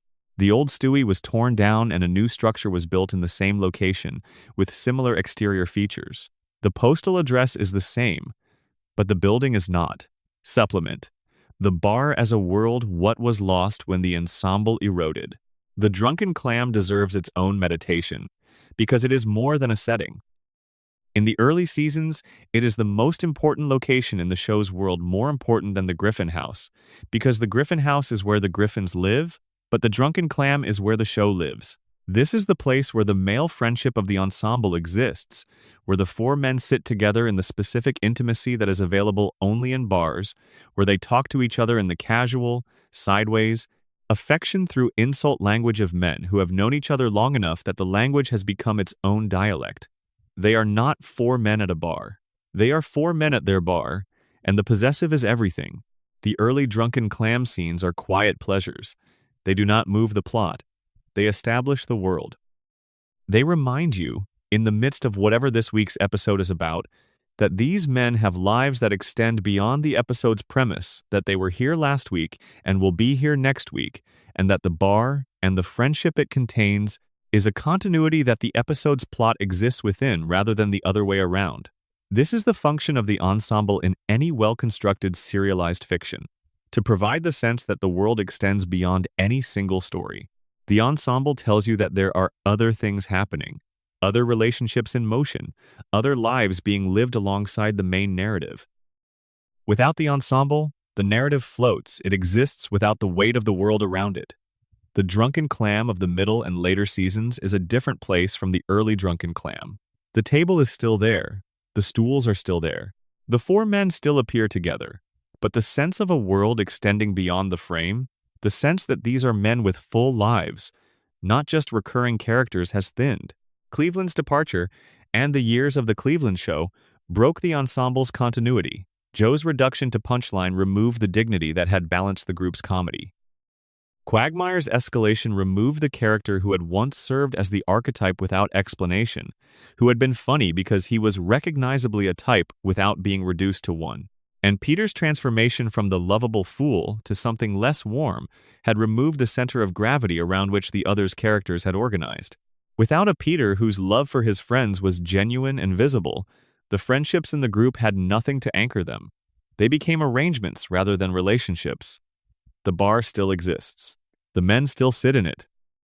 But if you watch the early scenes and then watch the later scenes with the specific quality of attention that the early scenes rewarded the attention to relationship, to the specific texture of these specific friendships, the difference is visible. The early bar scenes have warmth, not the warmth of men who like each other in a performed way, but the warmth of men who have been sitting together long enough that the sitting itself is a form of affection. The warmth of a place that has been inhabited lovingly by the same people for years. The later bar scenes are funny, they are competent, but the warmth is thin. And without the warmth, the bar is just a set. The ensemble of Family Guy, the full cast of the show, from the core Griffin family to the Drunken Clam regulars to the supporting players and recurring faces, was, at its best, the best version of itself that any animated ensemble had been. Not because each individual character was the most complex or the most sophisticated, but because of how they worked together. Because of the specific texture of the world they collectively created. Because of the sense, watching the early episodes, that this was a real place with real people, and that you were spending time in it rather than simply observing it. That texture was the show's greatest achievement, greater than any individual joke, any individual episode, any individual character. The world it built, the specific, warm, funny, occasionally dark, deeply human world of that Rhode Island neighborhood was the thing. And the characters were the means by which the world was built. They were the texture. They were the color in the photograph. They were, collectively, the evidence that the show believed in something. When they faded, when they were erased, one by one, through the accumulated choices of many seasons and many writers and many rooms full of people working on deadlines, the world faded with them. Not all at once. Not completely. The show is still being made, the characters are still there, the bar is still open. But the world that was once built in that bar, the world that felt like a world, that felt like a place you could live in for 22 minutes and leave with something more than you came in with. That world is gone. And the characters who built it are the ones we have spent all night mourning. Rest easy now. Let them be what they were. Let the early episodes play somewhere in the background, soft and warm and imperfect and good. Let the Griffin family love each other badly. Let Brian write his novel. Let Stewie plan his schemes. Let the bar be full and warm and lit by the specific amber light of a place where people know each other. This is what we came for. This is what it was. Interlude. The craft of animation and why it matters to loss. Before the final farewell, one thing worth saying that we haven't said, the animation itself. When we talk about character erasure, we tend to talk about writing about story choices, about the decisions made in writers' rooms, about what was put on the page. This is correct, because the page is where the characters live first. But animation is not just the illustration of what the writers wrote. Animation is interpretation. It is the process by which a written character becomes a visual one, by which the lines of dialogue become the movement of a body, the expression of a face, the specific quality of a gesture. The early Family Guy was animated with a looseness that matched the character's interiority. The movements were imprecise, in specific ways not careless, but human. Peter moved like a man whose relationship with his own body was amused rather than athletic. Brian moved like a dog who had spent too much time trying to be a person and had ended up with an uncanny compromise. Stewie moved like a baby whose physical form was in permanent conflict with the adult consciousness inhabiting it, the gestures ambitious, the execution constrained by the reality of having a one-year-old's arms. These physical qualities were part of the characters. They were not separate from who the characters were. They were expressions of who the characters were. The animation was doing characterization, was telling you things about Peter and Brian and Stewie and Meg and Lois that the writing alone could not tell you. As the show's animation style changed across the years, as the drawing became cleaner and the movements became more standardized and the character models became more precisely consistent and less expressively variable, something was lost from this dimension of the characters too. The movements became more predictable. The expressions became more template-like. The physical comedy became more choreographed and less spontaneous. This is not simply a matter of technological change or artistic preference. It is the visual dimension of the same erasure we have been tracing all night, the loss of the specific, irreplaceable particularity of these characters in favor of a more generic, more consistent, more professionally polished version that looks like them without being entirely them. A character who moves like a person is a person. A character who moves like a character is a drawing. The early show, at its best, populated itself with people. The later show, at its most generic, populates itself with drawings. The difference is felt more than seen. It is felt in the quality of the laughter, whether the laugh has warmth in it or whether it is simply the reflex of a joke landing. It is felt in the quality of the silence after emotional scenes, whether the silence has weight or whether it is simply the absence of sound. It is felt in the sitting with it quality of the best moments, the sense that something happened that you want to stay inside for a moment before the next thing arrives. The early show had that quality. It was present in the animation as much as in the writing, in the specific way the characters held themselves in the quiet moments, in the specific quality of the expressions the animators found for scenes that didn't have jokes, in the sense that the drawings were inhabited by something that cared about being there. Animation is, in the end, the art of making drawings move like they're alive. When it is done by people who believe in what they are moving, who feel the characters from the inside, who know what it is to be Peter or Brian or Stewie or Meg, it looks one way. When it is done by people executing a production schedule to a professional standard, it looks another way. Both ways produce animation. Only one produces people. The early show produced people.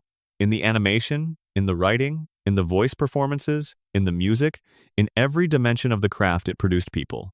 Imperfect, excessive, sometimes infuriating, always recognizable people. That is the full measure of what was lost.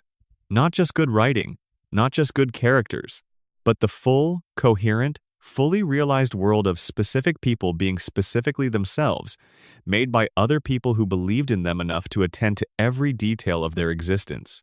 That is what it means to make something great, and that is what it means to lose it.